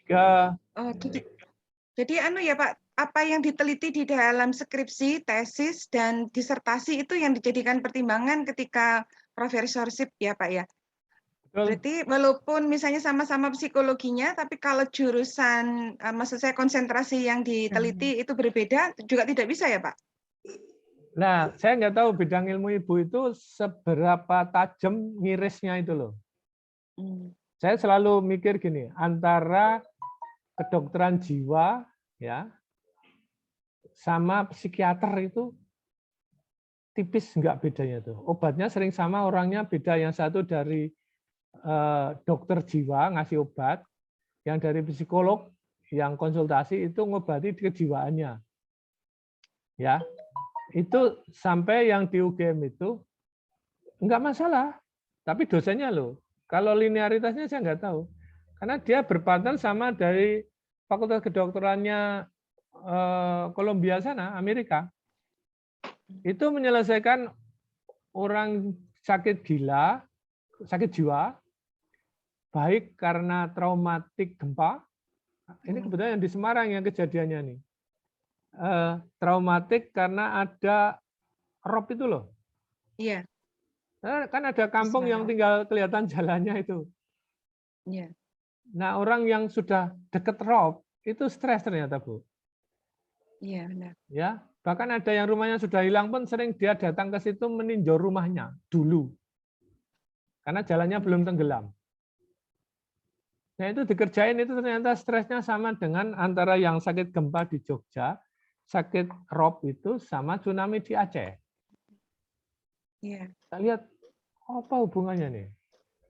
Sama dilingkan lagi dengan bebas pasung ini. Kalau teman-teman psikologi masih tertarik ini. saya kebetulan ikut mengevaluasi itu.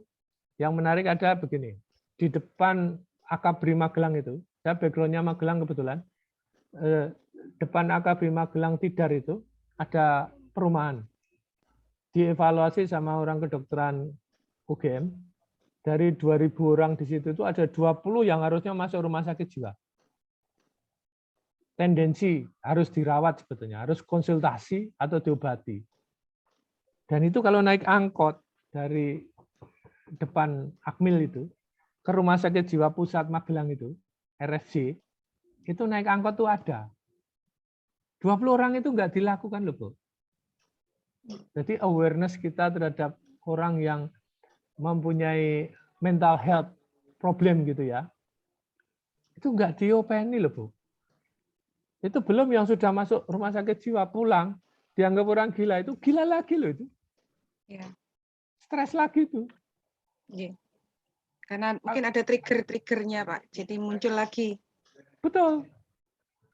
Saya, ngeri itu Indonesia ini. Yang saya agak khawatir karena walaupun saya linear dari sisi prodinya, Pak, psikologi S1, S2, S3 itu psikologi terus. Tetapi yang saya teliti di S1 itu lebih kepada klinis perkembangan. Kemudian di S2-nya itu lebih kepada kompetensi pendidik. Jadi guru PAUD-nya, jadi lebih kepada kompetensi guru. Tapi memang masih psikologi pendidikan. Kemudian di S3, semula saya akan meneliti child sexual abuse, kemudian karena ada larangan dari salah satu badan yang ada di Provinsi Jawa Tengah, sehingga tidak diperkenankan meneliti korban, karena pelakunya sudah diputuskan pengadilan, maka di tahun kedua studi S3 saya ubah menjadi health psychology. Kalau dilihat dari judulnya ada kemiripan dengan di S1, tetapi yang diteliti berbeda karena lebih kepada eating dan kognitif. Nah, ini saya jadi khawatir, Pak, untuk kedepannya misalnya, ya mudah-mudahan masih memungkinkan untuk jadi profesor. Tapi apakah penelitian itu sendiri yang jadi disertasi, kemudian tesis dan skripsi yang dulu itu harus sama gitu, harus selalu berkaitan, kalau perlu dilanjutkan terus. Nah, itu yang agak jadi deg-degan gitu, Pak, dari penjelasan Pak Duat. Oke, kalau itu tadi saya tanya Ibu, irisannya setajam apa sebetulnya bidang ilmu Ibu? Kalau psikologi itu mungkin ada, yang saya tahu kan ada psikologi anak, psikologi industri, misalnya gitu, Nje. Nah, Ibu itu irisannya apa setajam itu? Kalau orang psikologi industri itu mesti nggak ngerti anak, ngerti sedikit-sedikit gitu loh. Nah, ya ngerti sedikit-sedikit, Pak. Paling. Jadi maksudnya irisannya seberapa tajam? Kalau sedikit itu pun boleh nggak apa-apa, ya nggak apa-apa. Nah, kalau tadi menurut saya yang teman saya tadi dari Fakultas Ekonomi Manajemen yang manajemennya mungkin nyangkut-nyangkut duit gitu, terus pindah S3-nya. Kalau ini udah ngebet betul dia, kumnya udah cukup, Bu. Karena rajin pencari kum dia, kum hunter itu. Jadi dia S3 itu karena mau jadi profesor. Terus ambilnya yang jauh, nggak mau, yang dekat, yang murah gitu kan. Terus dapatnya di UNJ, dapat beasiswanya. Jalanlah dia. Di situ S3 ekonominya belum ada. Tapi sudah punya manajemennya, manajemen pendidikan. Nah, irisannya ternyata tajam itu. Yang satu ngurus kepala sekolah, yang satu ngurus bisnis, kan tajam banget itu. Ya. Ya toh? Nah, kalau teman-teman bidangnya education, pendidikan pasti tahu itu. Beda banget itu. Nah, kalau yang linear itu sebetulnya S2, S3. Kalau dianggap paling kompeten bidangnya itu bidang S3. Nah, linearnya S2, S3. Terus linear yang lain, publikasi, paten, buku, itu nyangkut S2, S3. Nah, Ibu track record-kan aja itu. Nah, kekakuan itu. Apakah kalau di bidang Ibu itu elastisnya itu sangat kaku banget apa nggak masalah. Nah itu kan kita bisa bergaul dengan teman-teman yang sudah profesor seperti bidang ibu gitu. Ngajak diskusi aja. Saya kalau S1 itu masih aman, beda total masih bisa. Asal namanya tadi yang Pak Radit tadi, as long nama prodinya itu atau nama fakultasnya sama, fakultas keguruan gitu. Atau yang repot itu di Indonesia itu begitu ibu dari fakultas keguruan, kuliahnya di fakultas psikologi, yang dinilai sama, itu sering diiris beda itu. Musik itu udah pindah, udah nggak linear gitu loh. Nah itu argumennya panjang jadinya kalau yang sampai pindah fakultas gitu. Ada ego sektoral di kita itu yang luar biasa kakunya. Menurut saya itu sangat kaku sekali. Karena saya itu S3-nya di bidang kedokteran loh, Bu. Teman saya itu dokter gigi, dokter umum. Yang dokter gigi misalnya motongin gigi tikus itu loh, Bu. Dan siapa giginya Pak Radit apa dipotongin, disambung, potongin sambung, marah dia. Gitu kan? Tikus, pakai tikus saja dipotong, dilem. Nah, dia judulnya kan berarti mungkin temuan lem untuk nyambung gigi atau anestesi untuk gigi, nggak tahu saya. Yang satu cuma ngukur keringat, kurang mineral apa itu dokter itu, Bu. Saya termasuk pasiennya kalau manusia. Ditempelin macam-macam kayak koyok gitu nanti dianalisis mineralnya kurang atau enggak gitu. Jadi irisannya enggak setajam kita. Karena ilmu yang tinggi itu sebetulnya udah enggak, bedanya di mana ya gitu loh. Orang biokimia juga saya analisisnya di biokimia. Statistiknya di orang statistik. Orang bule itu kayaknya enggak mikir itu loh. Yang penting menjawab persoalan yang akan kita teliti gitu. Berbicara masalah linearitas itu memang ini ya Pak, selalu hangat dan selalu jadi polemik di antara kita para pengajar. Nah, seperti yang kita lihat Bu Diah ini sebetulnya linear sekali, semuanya sudah di psikologi, tetapi di temanya aja udah kemudian jadi terpikir apa enggak linear ya, padahal kan itu semua psikologi ya Bu Diah ya. Iya, betul Bu Leni. Hanya masalah tema. Malah jadi deg-degan itu. Oh, gitu. Iya. Karena terus masih ada. Ya. Terus terang kalau misalnya dilihat dari kekakuan atau fleksibilitasnya, misalnya, kalau fleksibelnya memang masih di ranah psikologi. Artinya ketika saya membicarakan tentang turnover, jadi seseorang yang merasa bosan di satu bidang, tentu dia akan cenderung keluar dari pekerjaan itu. Ini kan saya melihat turnovernya. Padahal kalau misalnya kita melihat turnover, itu biasanya lebih banyak ke PIO, psikologi industri organisasi itu bicara banyak ke sana. Tetapi saya masih mengkaitkan turnover ini yang biasanya dipelajari orang-orang PIO, tapi saya melihat di irisan ke pendidik, jadi lebih ke psikologi edukasi, psikologi pendidikan, education psychology. Sedangkan S1 saya lebih kepada child yang mengalami gangguan autism. Dulu zaman itu sedang jarang orang berani mengatakan anaknya autism gitu, anak child with autism. Nah, waktu itu saya termasuk yang pertama ikut meneliti tentang autism sehingga harus kerjasama dengan perguruan tinggi di Universitas Gent Belgia. Kemudian di S3, karena sebetulnya saya memang sangat tertarik di dunia anak-anak, tapi saya cenderung melihat ke child sexual abuse. Nah, karena ada permasalahan itu, tidak boleh meneliti di Jawa Tengah. Kemudian saya diminta ganti saja penelitian yang lain. Nah, kemudian terpikirkan saat itu tentang gangguan yang sifatnya lebih ke eating, jadi addiction, kemudian depression. Jadi memang ke arah sana jadinya. Dan menggunakan banyak alat ukur yang mungkin juga bisa dipakai di bio, bisa dipakai di klinis gitu.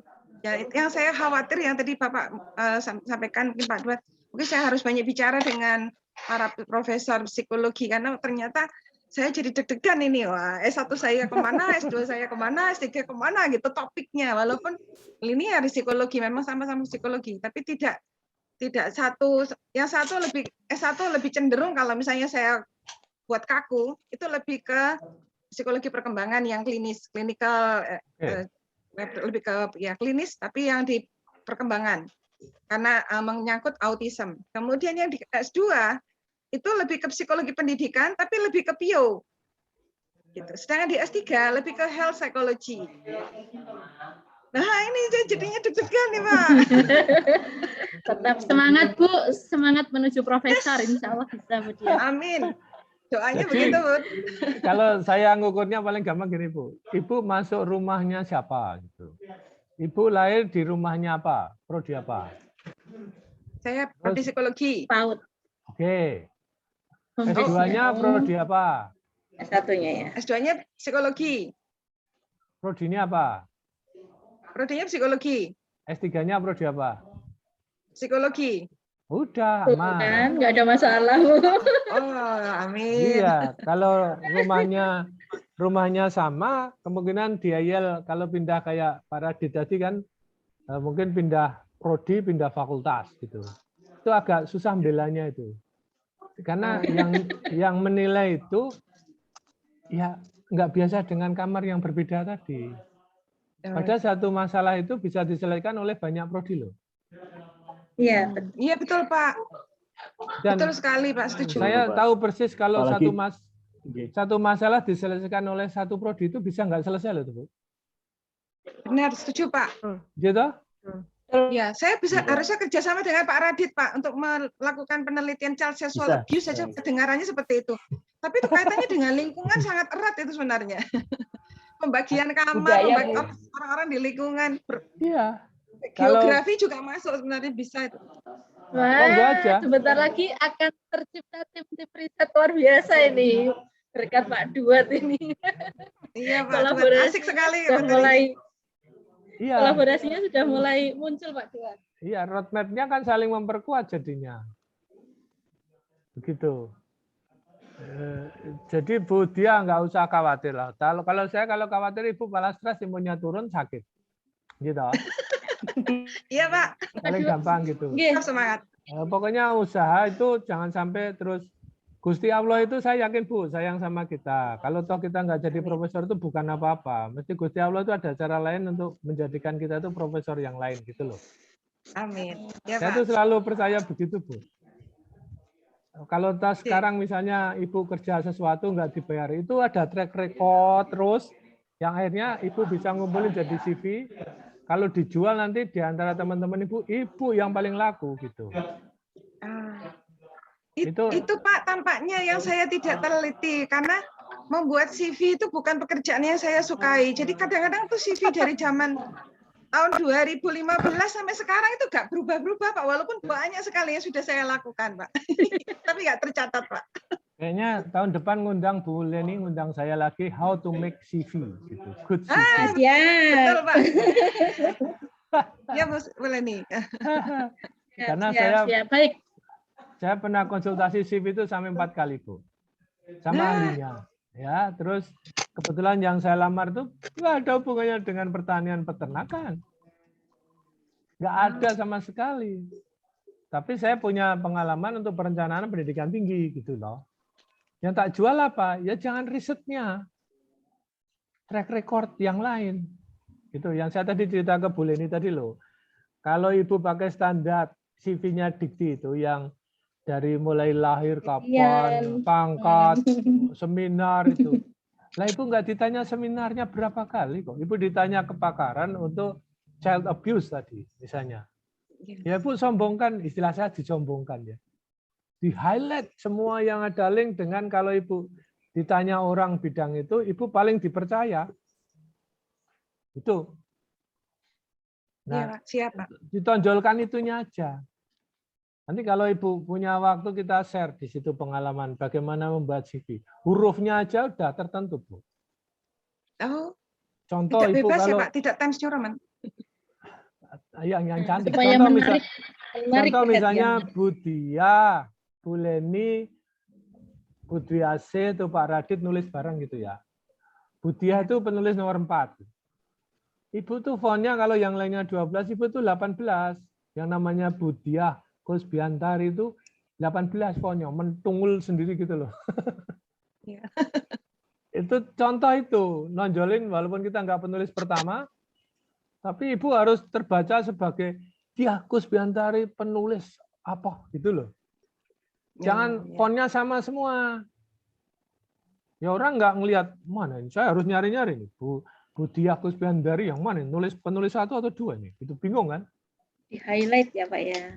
Di highlight itu nama Bu Diah karena saya nggak nyari Bu Diah, saya nggak nyari Bu Leni gitu loh. Ya. Saya nyari Bu Diah karena CV-nya Bu Diah.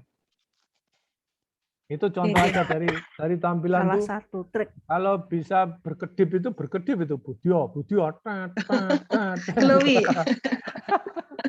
Kayak alarm.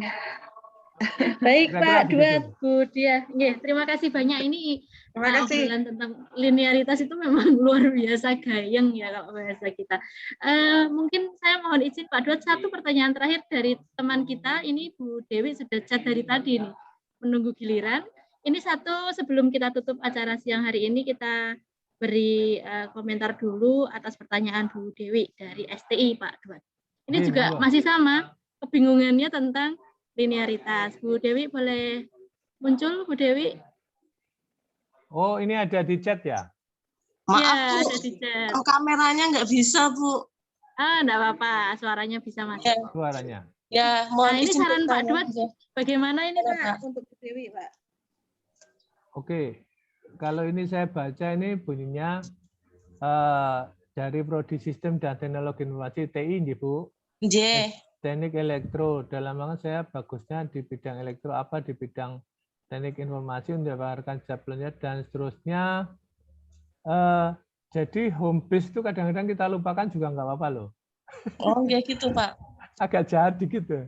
Karena Ibu kalau nanti ada S2, Ibu pindah home base-nya di S2 itu nggak apa-apa loh. Kan syarat. Jadi gini, yang dinamakan home base itu apa toh? Gitu. Kalau concern-nya home base. Kalau linearitas itu masih masuk akal diributkan. Tapi home base itu sekarang kan hanya berlaku untuk ban PT. Iya. Ban PT pun itu home base itu syarat minimum loh. Home base yang dimaksud home base itu nggak ada sebetulnya. Tapi kalau Ibu ngajukan prodi baru, itu syaratnya itu sekarang 5, dulu 6. Ya toh? Nggih. 5 itu pun sekarang kemarin ada rapat, paling tidak 3 yang sebidang. Waktu ngajukan izin, ingat ya. Ini beda sama nanti kalau ngajukan akreditasi untuk mau lulus loh. 3 itu boleh beda, 3 itu harus sama, 2 boleh enggak. Bayangkan tuh, semakin dipermudah itu. Ya toh? Tapi itu hanya izin. Bagusnya memang 5 sama. Gitu kan? Nah, nanti ketika udah mau lulus itu beda lagi kan syaratnya 5 itu masuk akal enggak kalau akreditasi unggul? Kan enggak mungkin. Nggih, Pak. Makanya dosennya harus dilengkapin. Nah, pemahaman saya tentang home base itu sebetulnya lebih pas untuk pendirian prodi baru. Kalau sudah prodi lama, itu memang harus baiknya bidang ilmu toh. Nggih. Terus yang dinamakan home base, DTPS, dosen tetap. DTPS, dosen tetap program studi. Itu as long ada SK rektor, Bu. Home base itu ternyata rumahnya rektor, rumahnya perguruan tinggi, bukan rumah prodi.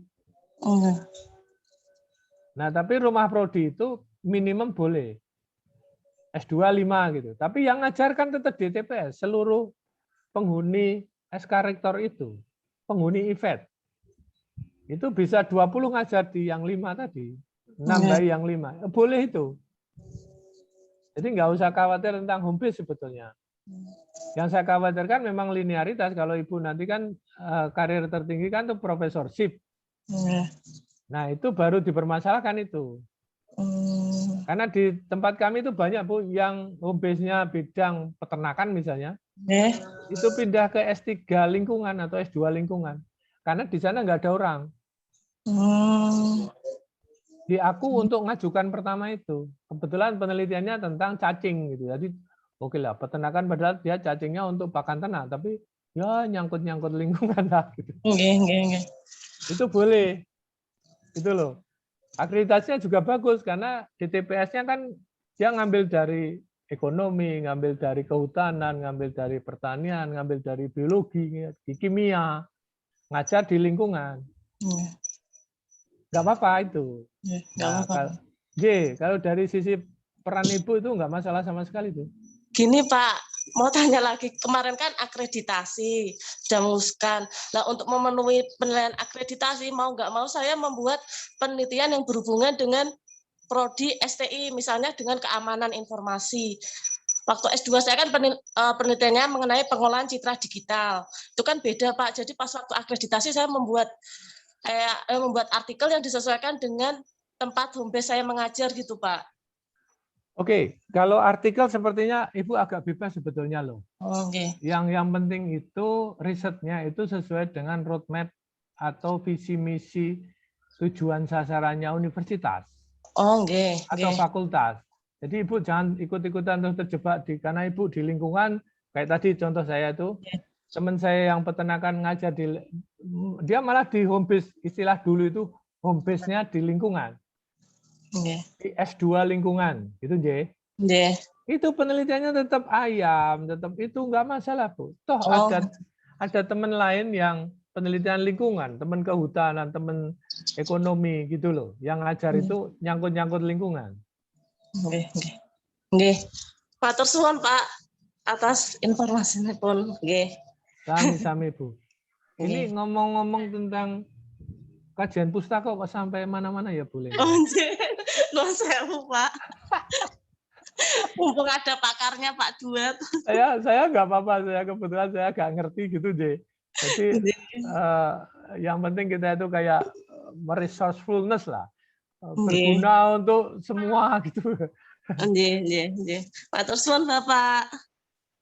Sami-sami Bu Dewi. Keresahannya gampang trigger Pak. Keresahannya dosen gampang trigger. Pengalaman kuliah. Oke, ada lagi tadi yang mau tanya satu lagi. Kita ini masih malah 2 jam ya Bu Leni ya. Iya, nggak kerasa Pak, karena obrolannya hangat sekali ini tadi. Dan topiknya adalah topik yang relate banget dengan kehidupan kita, seperti teman-teman yang dosen baru itu biasanya juga masih bingung Pak. Termasuk seperti saya yang seangkatan saya dan teman-teman juga sok-sok masih suka bingung, kita nanti bidang keahliannya mau yang apa ya, kayak gitu. Nah, Bu Leni kan gampang tinggal ngajak Bu Diasi atau Bu Dia numpang-numpang bikin proposal apa, dengan ikut jadi anggotanya gitu loh. Ya, Bu Dia sudah nanti kayak Bu Dia tinggal acuannya ini tolong kerjakan, ini kerjakan, tapi tetap leading-nya adalah Bu Dia gitu. Karena enggak ada cara lain kalau itu. Siap Pak Duet. Bu Dia, Bu Yani sudah disebut namanya ya Bu, nanti saya ikut loh ya. Ence tuh Bu Yani tuh. Baik, terima kasih Pak Duet. Saya rasa kita sudah cukup sampai 2 jam hari ini. Mohon maaf ini menunda waktu istirahatnya Pak Duet Maji. Kita akan bertemu kembali esok hari Rabu besok pukul 10 dengan materi penulisan karya ilmiah Pak hari kedua. Jadi mungkin kita akan lompat ke kegiatan 3 hari kedua itu besok. Kira-kira ada yang perlu kami persiapkan Pak Duet untuk besok? Kalau untuk besok itu apa ya? Publikasi Pak, penulisan karya ilmiah hari kedua. Oke, saya bayangkan mungkin langsung praktek saja kita ngecek yang punya paper bahasa Indonesia atau bahasa Inggris. Karena kalau tak lihat tuh kita ini, kalau saya nyampaikan teori kayaknya seperti nggaramin lautan gitu loh. Bahwa itu tak sampaikan mungkin iya, tapi lebih khususnya itu yang belum pernah praktek itu kita praktekkan gitu. Saya pengen, karena agak lama itu ada sharing misalnya artikelnya Budiah misalnya atau draft siapa, saya pengen yang mungkin yang muda-muda ada coba-coba bikin artikel bahasa Indonesia sampai tuntas, dari itu ditranslate terus di Grammarly, di Turnitin angkanya berapa, itu seru sekali itu. Nanti kita saya mau yang sudah terbit atau yang belum Pak Duet?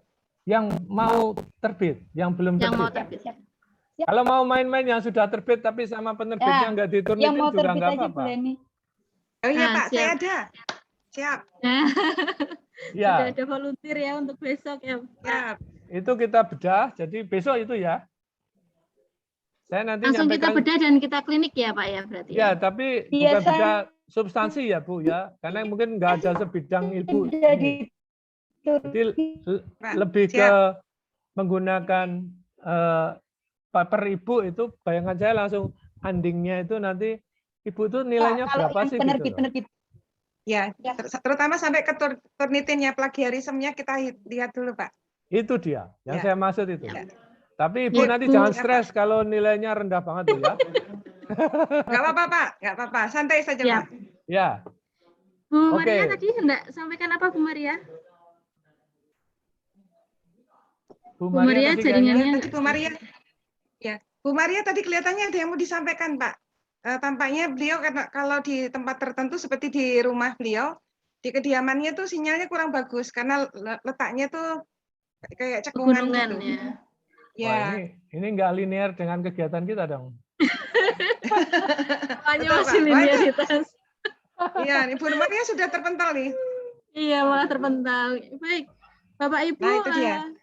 Mohon bisa on cam untuk saya ambil dokumentasi hari ini. Mumpung kita masih seger semua pada senyum ini gara-gara linearitas rumahnya Bu Maria ya. Baik, saya hitung Bapak Ibu 1, 2, 3. Ya, tunggu sebentar, saya share di grup. Saya pakai 2 device, jadi namanya 2, mohon maaf. Karena yang satu suka hilang-hilang suaranya. Oke, nggak apa-apa Bu. Halaman kedua, 1, 2, 3. Sampun. Terima kasih Bapak Ibu atas pertemuan kita siang hari ini. Semoga membawa manfaat untuk kita semua dan mohon maaf apabila kami banyak kekurangan dalam membawakan acara. Sekali lagi kita akan tutup kegiatan hari ini dengan hamdalah bersama-sama. Alhamdulillahirabbil alamin. Terima kasih kepada Pak Duat dan terima kasih kepada Bapak Ibu sekalian. Assalamualaikum warahmatullahi wabarakatuh. Waalaikumsalam. Waalaikumsalam warahmatullahi wabarakatuh.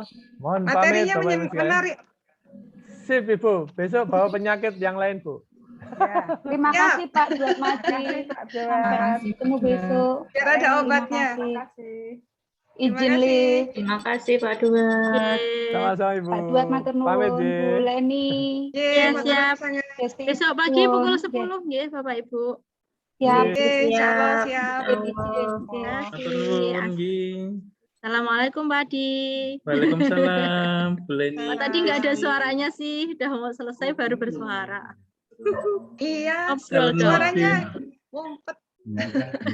Iya Bu. Kapan-kapan kalau udah offline insya Allah. Apa ya Pak Adi? Dalam Ibu. Pak Adi prodi apa? Informatika Bu. Tetangganya Bu Siap Leni. diajak kolaborasi. Bisa ini bikin alat ukur atau apa gitu yang berbasis teknologi IT gitu kan. Bu, saya ditanyain Bu Dia. Bu Leni prodi kenapa ini? Adi MacGyver Bu. MacGyver Bu Pak Ibu. MacGyver Pak Adi betul. Serba bisa. Apa aja bisa ya? Enggak. Makanya penelitiannya kan banyak banget itu. Kata Bu Andini itu multitester. Bukan multitasking tapi multitasker. Iya, multitasker. Boleh nih. Multitasker buat ngetes aja. Boleh nih prodi apa Bu? Boleh nih. Saya matematika Bu Dia, siap kolaborasi Bu. Ayo. Ayo, itu bisa itu kemampuan kognitif. Kita bisa bikin tes IQ itu sebenarnya. Bikin instrumen juga Bu Dia. Kenapa? Bikin apa? Buat instrumen. Ya, yang saya maksudkan tadi adalah instrumen untuk mengukur kecerdasan. Karena biasanya juga harus dipahami kecerdasan kita kan ada salah satunya misalnya bisa mengingat angka-angka tertentu, kecepatan dan mengkaitkan satu angka dengan angka. Kan banyak sekali tuh tes IQ yang pakai matematika itu. Betul. Kalau saya matematika itu mati-matian boleh nih, saya menyerah ya. Mati-matian belajar. Saya biayai matematika kan jago statistik. Nah, itu yang kan kita bisa kolaborasi di situ, Bu. Ya. Ya, Bu Dia, saya menantikan Ayo Bu, kolaborasi. ayo Bu, ayo Bu, kita ada penelitian yang memang perlu kemampuan orang-orang yang jago di bidang statistik. Pokoknya hitung-hitungan kayak gitu tuh. Dan itu kelemahan saya itu. Ayo Bu. Ya, siap Bu. Yes, Bu Dia. Senang banget. Oke, siap. Ayo Bu. Kita jadikan ya. Jadi, saya siap, ready. Yes. Sip. Pokoknya saya menunggu Gitu, callingan dari Bu Dia. Oke, sudah ada kalau misalnya panjenengan berkenan nanti tinggal ayo Bu. Nanti panjenengan bagian hitung-menghitung kan gitu. Siap, olah data, nggih. Iya, bagian olah data itu. Saya cuma bisa komentar tapi nggak disuruh ngitung, aduh saya menyerah. Iya, Bu Pak Dia, Radit kalau itu juga. masalah... Kenapa? Enggak, Bu, saya mau tanya dikit tadi masalah satu riset yang kemudian kita pecah jadi banyak publikasi itu saya tuh pernah dengar dari seminar kok bisa jadi autoplagiasi ya Bu. Saya itu pernah dengar makanya kemudian saya pikir-pikir lagi ketika ada satu riset mau dipecah-pecah ini nanti kenanya autoplagiasi apa enggak ya? Karena otomatis kan kita nanti saling citasi ya Pak Bu di satu artikel kita dengan artikel kita yang lain dan pasti ada irisannya. Nah, itu yang kemudian ditakutkan jadi autoplagiasi. Dulu saya pernah dengar seminar itu juga saya dapat di S3, Bu. Jadi memang tidak diperkenankan tapi yang saya maksudkan tadi bukan seperti itu. Kalau penelitian kita itu merupakan apa istilahnya itu kalau itu kayak dalam satu penelitian. Tapi kalau itu berupa urutan itu boleh, Bu. Jadi kalau misalnya gini, ada tahapannya gitu. Misalnya pertama, kita kan melakukan systematic review. Jadi yang biasanya dimuat di jurnal-jurnal itu kan review itu ya. Review. Kita melakukan review terhadap berbagai macam jurnal. Kemudian kita mencari misalnya novelty-nya. Nah, kemudian dari novelty itu kita dapatkanlah satu hasil keluaran. Sehingga nanti jadinya untuk penelitian kita yang selanjutnya. Nah,